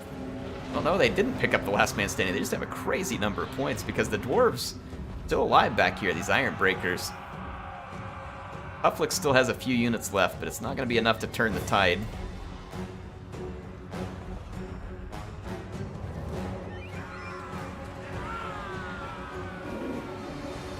Yeah, the High Elves just running all over people in this one. Who was it earlier saying that the High Elves are the best? Maybe so. Maybe so. Hey, by the way, if you all want to, I'm going to do one more FFA after this one. If anybody wants to join it, start getting ready now. Make sure your graphics are set to medium. I'm going to host it immediately after this one. I'm going to be the host again and just kind of watch it. I think this is fun letting you all play some. And it gives me a chance to kind of relax and kick back and enjoy some fighting. Dragon Tomb, fight my dragon.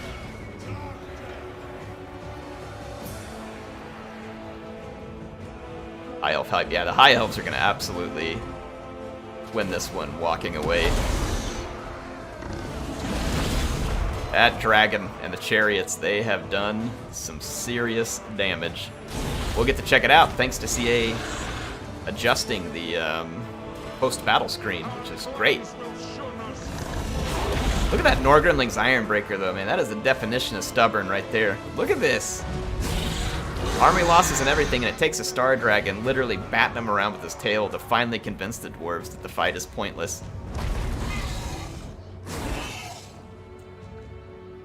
Those dwarves just don't like taking no for an answer.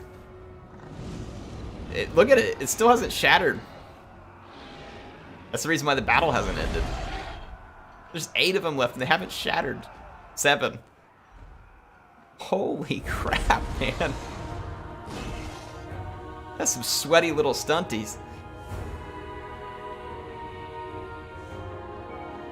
That is some sweaty stunties right there. Few Skaven units left too. But they have been spotted. Single Lion Chariot here. Alariel is just going to go for it. Might as well at this point. I don't think it's possible for these units to stop her, though I could be wrong. Yeah, I don't think so. Yeah, the leadership. Alariel doesn't give the terror, but it hits fear, and the Skaven would have already been low on leadership. Dwarves are stubborn. Indeed they are. And that one's definitely going in the book, right? The High Elves are so in the Demoscron for that. They have cemented their name in the Demoscron. Really nice performance by Alariel. I think the Tempest gave her a whole bunch of damage value. Nice work by the Chariot Noble. That was very well done. Yeah, the Star Dragon. Wow. Absolutely owned. They're 3,538 value of 17,000 plus damage. This Lion Chariot owned. That one owned. This one owned. Yeah, I mean, the Lion Chariots were on fire. An excellent pick. Excellent pick. Griffin here. Thorgrim. Poor guy got shot by Bone Daddies. Let's check out that Norgrimling's Ironbreaker. Look at that. Even vastly outmatched. Managed to pick up 1855 value. So, good heavens. Yeah, both the Ironbreakers doing very well for themselves in that fight. And honestly, not bad out of the Peak Gate Guard either. Not great, but not bad, I think, considering the types of fights that they ended up in. Let's go look at Pufflick's. Poor guy, man. He got hit hard from the outset of this one. But, yeah, there's some value here on some of his gutter runners that tore apart Archon and some of the other targets. So they definitely ended up getting a little bit of value there before the end. So thought that ended up being okay for him, all things considered. And then lost WRL. Got some points here on his Bone Daddies. But poor Archon, he got jacked up. And yeah, the Dwarves absolutely shut down that infantry rush as well. Hope you all enjoyed that one. It looks like we have 3 new players here, so if just one more player wants to jump in, the game is Heir's Battle, the password's 1. Anybody who wants to jump on in, fill that slot, and we'll go play at the Rock Otto Pools, or here, however you say this one. One more FFA. There is no theme you have to follow, just come and have fun.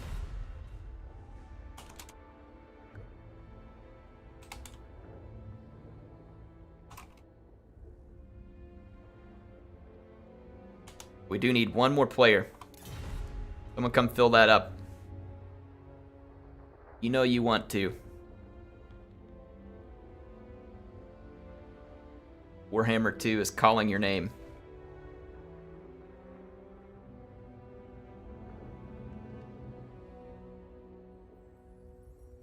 You guys want to hear something crazy? 8 days ago, at this time, it was minus 12 Fahrenheit outside, which, here, I'll get the conversion real quick, because I know a bunch of you are going to use Celsius.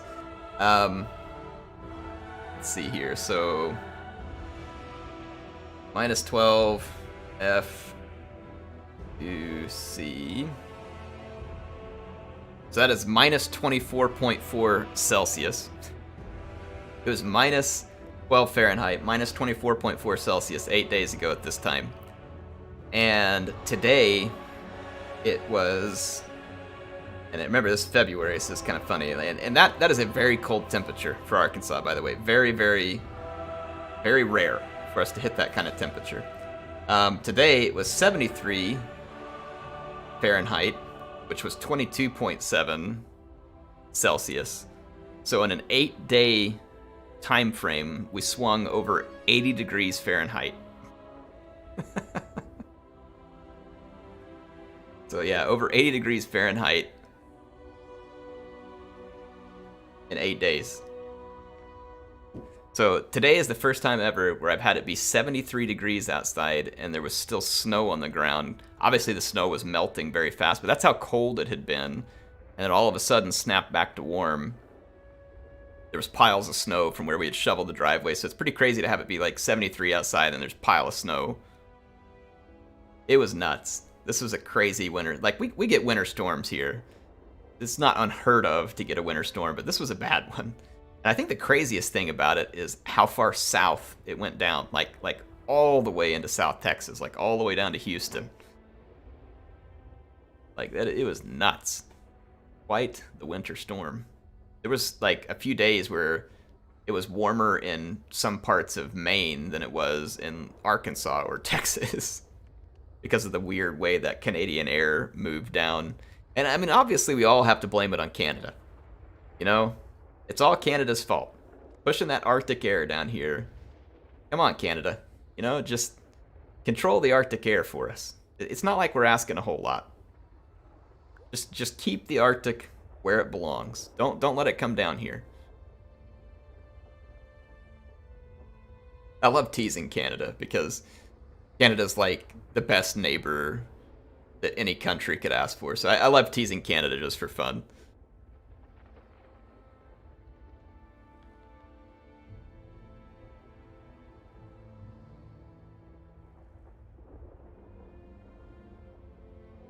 Not bad in Georgia, just rain. Yeah. It was kind of like this U shape, and I think that most of like southern Florida obviously avoided it, but like northwestern parts of Florida probably got a little bit cold, probably not as bad as we did over here, but like it was like this kind of big U shape across the US.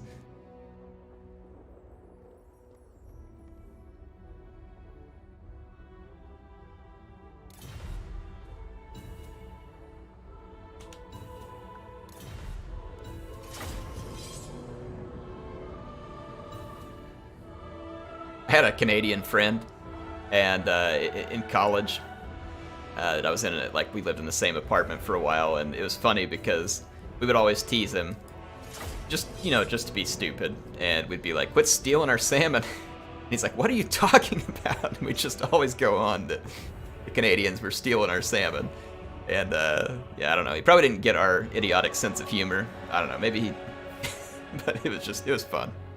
I think he was from. Is it Edmonton? Is that in Alberta? No, that's Ontario. Calgary. Is Calgary in Alberta? I want to say Calgary, but I forget the names of the different Canadian provinces. I'm going to get it all wrong here.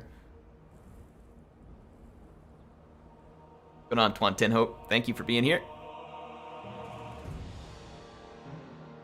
Anyway, yeah. I need to go to Canada sometime. I really want to go to Canada on a fishing trip. Like, really bad. Like, I really want to go fishing in Canada. Blaine, thank you for the 10. Says, hey, Heir, longtime fan here. What race do you think you'll play first in Warhammer 3? Man, I don't know. It's going to be kind of a tough call. Probably between Cathay and Kislev. I would say that those are probably my 2 top choices. Not because I just don't want to play the new Chaos factions. I do. In fact, I hope they rework the Chaos campaign where it's a whole lot more fun as a general rule. Which is kind of funny because Chaos has one of the worst Mortal Empire campaigns as of current. But it was actually one of my favorite campaigns and probably the most watched campaign that I ever did on YouTube. Was with Archaon. Yeah, I think I'm probably going to play either Kislev or Cathay first, and it probably just depends. I'm going to have to see some of their units and stuff and get an idea of which one I want to try first. But that's what I'm thinking, Blaine. Thank you for being a longtime fan and for supporting tonight. Definitely appreciate it, but yeah, Kislev or Cathay. I think the Winged Hussars from Kislev are going to be hard to say no to. But it depends on what Grand Cathay comes in, what they come in rocking. I could definitely see that swaying me too. Let's see, Ian says if I go to Canada, go to Banff, Alberta. Alberta and some of those other places would be great to see, like the Canadian Rockies. I definitely, like, I know it's going to sound weird, but there's 2 places that I'd really like to see in Canada too, and they're like totally opposites. And I would love to see British Columbia, obviously because of like the old forest and kind of Pacific, coast forest type of thing. It's beautiful from the pictures I've seen. Hopefully get to see a Bigfoot or 2, that'd be great. And then on the opposite side, I don't know why I've always kind of wanted to see it and stuff, but it's Newfoundland, I think, right? I don't know why. It fascinates me. I'd love to see it. It just seems very interesting. So, and then obviously there's a lot of other stuff to see in Canada. Like, it'd be pretty cool to just get to see the Arctic, like be north of the Arctic Circle. Hopefully not in winter, but it'd be neat to at least get to say that I stepped foot north of the Arctic Circle. So like, I don't know, like maybe, I don't know if it's north of the Arctic Circle, but maybe like get up to Yellowknife or something.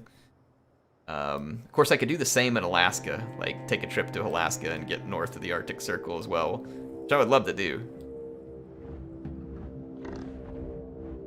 Most years I go, I see a grizzly with my family. Yeah, not as fun as Bigfoot, but as long as the grizzly's not attacking me, it'd be pretty neat to see. Up close and angry, no thanks. I've heard some people say, well, hey, if you're ever in the States and, you're around a place where there could be a grizzly, you have a gun, there's nothing to worry about. And I'd be like, yeah, there's still stuff to worry about. There's still stuff to worry about with the grizzly bear. Like, what if you walk up on a grizzly bear and it's, like, asleep or just quiet, and you get so close to it you don't have time to react with the gun? Like, that is terrifying. Grizzly bears are absolutely terrifying. Not to mention, it's not an animal, like, of course I would shoot anything in self-defense, but it's not an animal I want to shoot, obviously, either, right? And so, it would be a lose-lose in that situation. They are very powerful animals, and when they get angry, they are insane. It's one of those animals that I prefer to respect from a great distance. Nice hounds here. Nice hounds. Is that... we got Gelt over here?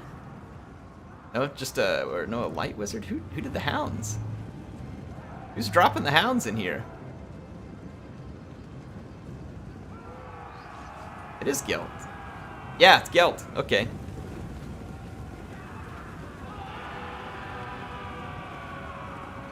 Oh, we're getting a lot of lag right now, so we'll see what happens.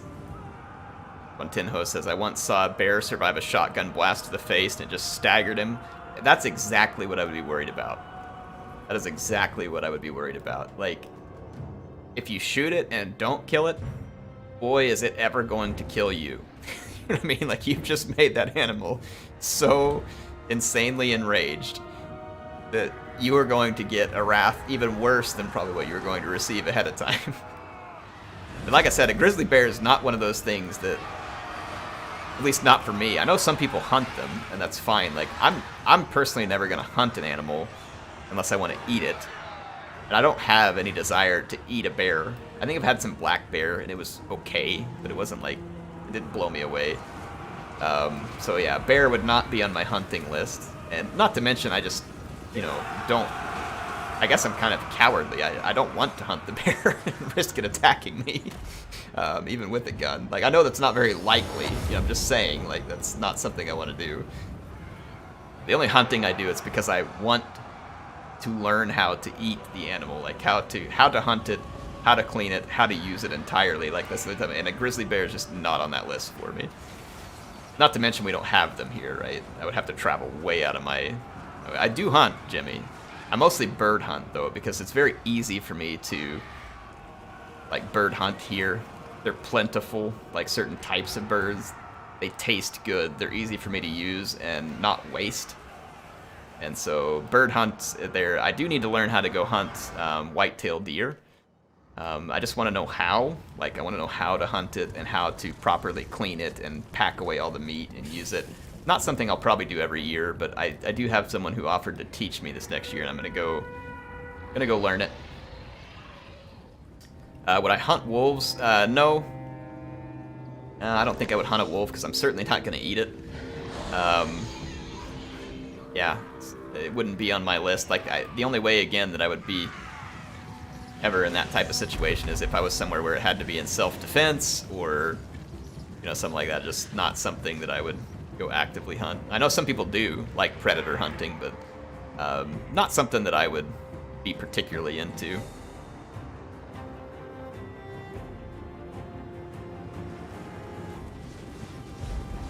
I would imagine bear tasting better than wolf. I would think so too. I would think so too. All right, let's get into the battle here. So we're gonna have Balthasar here, and he's got a whole bunch of flagellants. And let's see, some Men of the Empire. There's a great cannon here. He's fending off a very mobile Bretonnia here. There's Grail Knights, Fey Enchantress. Now, I like the Fey Enchantress pick. I like the, I mean, she's probably not the best lord for Bretonnia, but I like Fey Enchantress. I think she's a fun pick. And her model looks really cool too.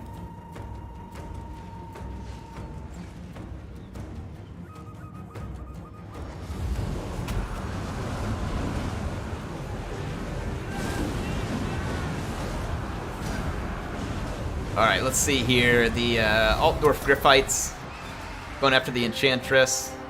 Light Wizard swooping in there too. Look at that, Light Wizard going after the Fey. This is a bad spot for the Fey Enchantress to be in. She is doing the Mortis Engine thing, but I don't know. Yeah, she needs to get out of there. That's definitely the right call. She's got some Grail Knights looking to come support, so definitely the right choice for the Fey. It's a lot of flagellants. That's going to be a mess for Bretonnia. Not because they're particularly good against the cavalry, but just because they don't break. The Bretonnia is going to have a real problem with those flagellants. Gelt better watch out, though, because the Fey was vulnerable a minute ago. Oh, yeah. Oh, Daddy Gelt dodged that one. He's dodging Pegasus bullets all over the place here. Ooh, yeah, he's in a bad spot. Gelt is about to be in a world of hurt. Yeah, the Bretonnian's out to a decent lead, but, I mean, the Empire's scoring some points here, too. Look at this. Oh, Grom Daddy. Run away, Grom. Don't let him get you like that. Give him some meat, Niblet. Help him get his energy back. Let's see what the Greenskins are up to. They're sitting back at range with the Doomdiver catapults. The Doomdivers ought to be pretty good against the Archers. It's a bit of lag right now, so we're wait on the lag to clear out. But the Doomdivers should be able to get some damage done against the Archers. They're in a relatively tight formation. Ooh, are we going to lag out somewhere? Like, totally stuck here for a second. This happened to us last week. Like, we had a few battles and went good, and then just, like, all of a sudden the lag just set in. And didn't give us a break. In fact, I had to switch over to another game. Guess it just lagged us so hard. Hopefully that won't happen here. Let's see what Balthasar is up to. What's this? Is this the Fae with the comet? Yeah, I think it's the Chalice from the Fae. Ooh, Empire's gonna just dodge it. Just barely. Oh, yeah. That was close. That was close. Alright, so let's see here. Elves are gonna move up. Try and close the distance on the greenskins. Greenskins have some Savage Work Biggins. More of them here. Some Trolls. Night Gobbo Shaman in the back. I wonder if he's popping some Vindictive Glare. Or is that what it is? I can't remember the name of it. I think it's Vindictive Glare. Night Gobbo Shaman. Yeah, Vindictive Glare. It's actually a pretty good attack. You're able to use it enough. Yeah, see, this Savage Work Biggins are immune to Psychology, but only if their leadership stays at a certain level, because it's part of Frenzy. So you still have to be very careful of units like these, the Dragon, and then look at these Trolls over here. That absolutely shellacked by archers. This Phoenix Guard and Swordmasters are going to be absolutely impenetrable for the Greenskins with what they have right here. So I think the Greenskins are going to be in a very rough spot. Spider's going to be under heavy archer fire. And Grom is not over here to challenge the archers. He's in fact fighting with a bunch of horse archers. So I guess Grom was hungry for a little horse meat. Gonna stop for a little drive-through snack here. And no doubt he'll do fine up against mounted yeomen. I would think Bretonnia wants to get in there and settle that with Grom. The Empire's gonna have to move across the map now, so they do have some points, but now they're gonna have to move all the way across the map to attempt to get more. We'll see what Pufflix can do with his greenskins here. I think this is a rough fight for him. A very tough fight. Yeah, the Dragon's going to come in and KO the Doom Diver catapults, so Pufflix is in a pretty tough spot here. He is going to be in a very tough spot, in fact. And then Grom has now become the target of admiration by Bretonnia. The only hope here that Grom might rout, and then the Empire will keep him from being pursued. We'll see. So Grom may be able to get back in the fight. And he does heal, so if he can stay away from the fight for long enough, like, I don't think he can hide, though, because he's a chariot.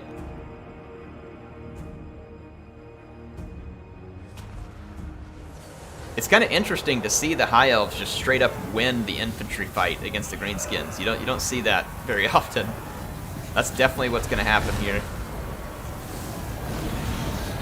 Yeah, that infantry was going to shred what the Greenskins had here. Pufflix managing to get some points still out of this, so I think that's pretty admirable, all things considered. Points that he was able to get out of it. Did his Shaman? No, his Shaman was not able to run away and hide. You have some Spider Rider archers still alive, and let's see what happened to Grom. Did Grom get chased?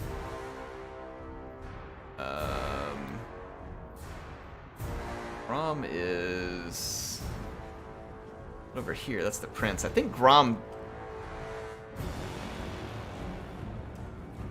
Enemy Lord is dead. I think that was Grom. Yep. There's his massive corpse. Even in death, he is the most massive. Rest in pieces, Grom. Rest in pieces, you sweet soul. We love your cooking so much. Let's see what's left here. We got a Star Dragon up again, so Fae Enchantress. Ooh, this is way too gutsy here, getting into these archers. Way too gutsy.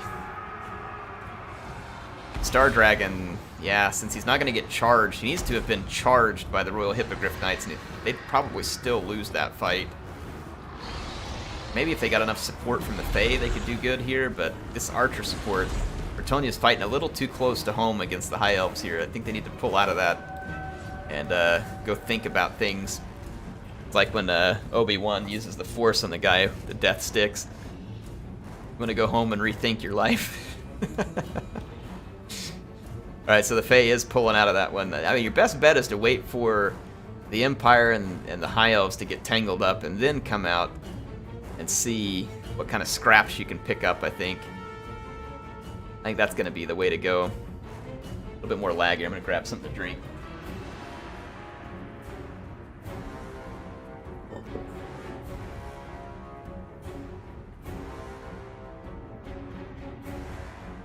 And I love me some grapefruit juice. Does anybody here live in a place where you can grow grapefruits like Florida, Texas, Arizona, California, or elsewhere in the world where you can grow citrus? Man, I lived in a place in Arizona that had a grapefruit tree, a ruby red tree, and I was there during the winter time whenever it was ripe. Oh my gosh, it was great. Like, in fact, all the citrus that you buy at the store, at least where I live, is just garbage. It's like absolute garbage.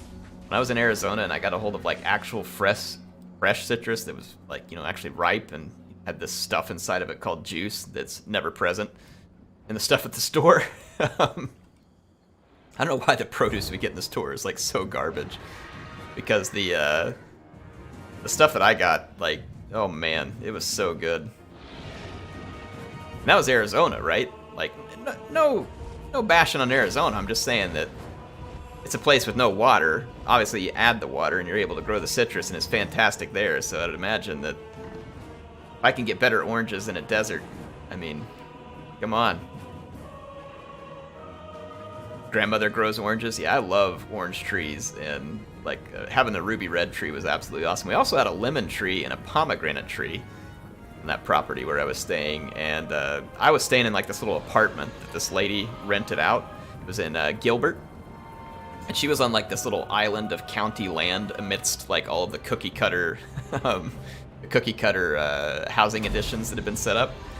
And she had this like little island of county land with chickens running around on it. She had all these citrus trees, and we lived in this little apartment on the back of her property that she had built. And part of the agreement for living there, because it was very cheap, thank goodness, was that she wanted us to help out with the trees and like helping her chop wood and stuff like that, which I was more than happy to do. It was good exercise. And she gave us some of the citrus for helping her, you know, pick it and stuff. And it was awesome. It was absolutely awesome. The only downside about living there is that we called that apartment the Scorpion Shack. And for good reason. It was absolutely riddled with scorpions. And somehow I managed to live there for many, many months and not get stung, even though at one point I literally stepped on the scorpion. But I managed to, I guess when I stepped on him, his tail wasn't up where he could sting me. Yeah, I was terrified. I had my bedpost sitting in glass bowls so that they couldn't get on my bed, because I was so terrified of scorpions. I got a black light out every night and like went through the apartment with the black light, finding all the scorpions. And I had this big pair of needle nose pliers, and I would just grab them with the pliers and stick them in a jar of alcohol. And I had this huge jar of scorpions. It was crazy. I hate scorpions. But yeah, that was the only downside of that apartment. There was a lot of upsides. That was definitely a big downside. I can't imagine how bad our scorpion problem would have been without the chickens there, you know what I mean? Because the chickens eat them. So, I mean, if the chickens weren't there, it would have been like arachnophobia, but with scorpions. Like, they would have been absolutely everywhere. And then what's really funny is that I came back to Oklahoma after being out in Arizona for a few years, and I remember coming home and telling my dad, I was like, man, I'm just so glad to be back where there's no scorpions. My dad's like, what are you talking about? Like, I got stung by a scorpion in the floor just the other night. And so, needless to say, I was pretty happy whenever I moved out of my parents' place. I was finally away from scorpions. I haven't seen a single scorpion where I live now, which is great. Even though I think they technically are here, there's just not a lot of scorpions here. For whatever reason in Arizona, man, they love that place. Dry, rocky, hot. It's like a scorpion paradise.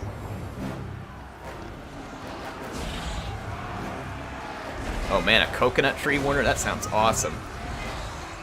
They did grow a lot of palm trees in Arizona. They weren't native there, but you could grow like basically any palm tree in Arizona. And some people were growing all kinds of stuff. Like, Arizona has no water and the soil's terrible, but if you're able to get the soil decent and irrigate it, you can grow like almost anything there, it was kind of neat. It's pretty impressive, all the stuff that people in Arizona would grow. Daniel says here, we don't really have large insects or arachnids. Well, consider yourself fortunate. We've got a couple of nasty pieces of work here where I live. We do have some black widow spiders. There's quite a few brown recluse spiders. Not as bad as like Australia, where you're going to have like a funnel web spider or something. There are tarantulas here, though they're very rare, and tarantulas don't bother me because I've never seen one in the house. We do have a few poisonous snakes here, copperheads, A couple different kinds of rattlesnakes, cottonmouth or water moccasin, whatever you want to call it. It's another water snake. We got a few critters that are less than savory to come across.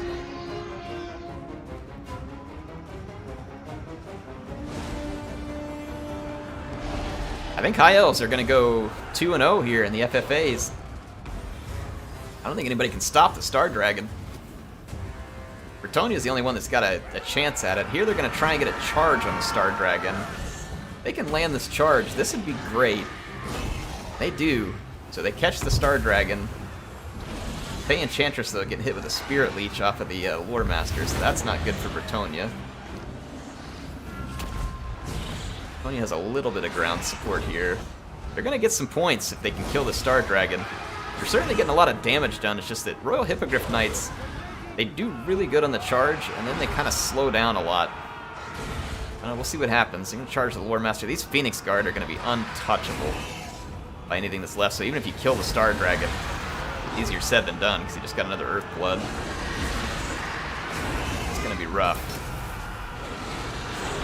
Hey, at least the Fae's not backing down. She's going for it. I mean, Bretonnia put up a valiant effort here at the end trying to kill the Star Dragon, but you would have had to have had a couple of cycle charges, I think, to have any chance at that. So the Hippogriff Knights, like I said, they hit like a truck on the charge, and then it just drops off for whatever reason. Like, they don't do near as much damage after the charge. Honestly, every unit's that way, obviously. I get that, but I think you all know what I mean. They're just one of those units that's more effective when it gets to cycle. Why don't people ever bring Pegasus Knights versus Vampire Counts? Vampire Counts always bring bats. I mean, you could bring Pegasus Knights versus Vampire Counts. I think the real downside to the Pegasus Knights is that if you get them bogged down in a fight, the Pegasus Knights are a little bit squishy. But, I mean, they're certainly good anti-large tools, Pegasus Knights, so they can certainly be good. The Star Dragon, look at that, 5,800 value, even higher than the last time. The Star Dragon getting an absolute killing done there again. Sword Masters did very well. The Phoenix Guard was never going to die, like they were going to be invincible with whatever fighting remained there. Let's see what happened. I want to say a good performance here off of the Hippogriff Knights. Pegasus Knights both did good. Grail Knights, honestly, this one did really good. So pretty good performance out of Bretonnia there, I think, for Gopak. That was Matt Gopak. Poor Pufflix here with Grom. I love the Grom pick, though. I mean, it takes some guts to pick Grom. He is massive, and so it takes a lot of guts, actually, to pick Grom, because he's huge. So Pufflix, nice pick. Didn't work out for him here. And then let's go to Raven here. We've got Balthasar did pretty good, actually. You got some points there. Cannons are almost always worth it. Good performance from the Griffites. And then the infantry was mostly there to be annoying, which I think it did a good job of doing. It's a fun battle. Thank you, everybody who participated. I'm going to have to get going for tonight. Had a good time tonight. Got 4 battles in. We'll be able to have some replays, I think, out of the... Did I say... Maybe it was 5 battles, actually. I can't remember. I think we got 5 in. We did 2 Dark Elves, 1 Lizardmen, and then 2 FFAs. Yes, we got 5 in. So, had a good time. Anyways, a fun stream. Thank you, everybody, for being here tonight. Thank you for all those who supported Protocol. Very much appreciate your insane generosity tonight with all the super chats. Blaine, thanks for the 10 as well. Wish YouTube made it a little easier for me to see exactly who all had supported, but I'm sure there's a way I can do it, but I can't find it right now. But if I missed your name, I apologize. Going back and just kind of looking through the super chats. But Protocol, thank you. It doesn't go all the way back to the beginning with the live chat. And Blaine, thank you very much. And like I said, if anybody else donated and I forgot, then I apologize. But it just won't show them all to me for some stupid reason. It ought to be an easy button for that where I can thank folks. But in any case, HeirofCarthage signing out for now. I will see you all on Thursday. We're going to do a Surviving Mars stream on Thursday in honor of the new Perseverance. I think that's the name of the rover, right? Perseverance. I love Mars rovers. A lot of fun. Back in the day, I was totally obsessed with Spirit and Opportunity. So excited to have the Mars rover. So we're going to do some Surviving Mars on Thursday. So make sure you join up. It's a fun game. Real chill.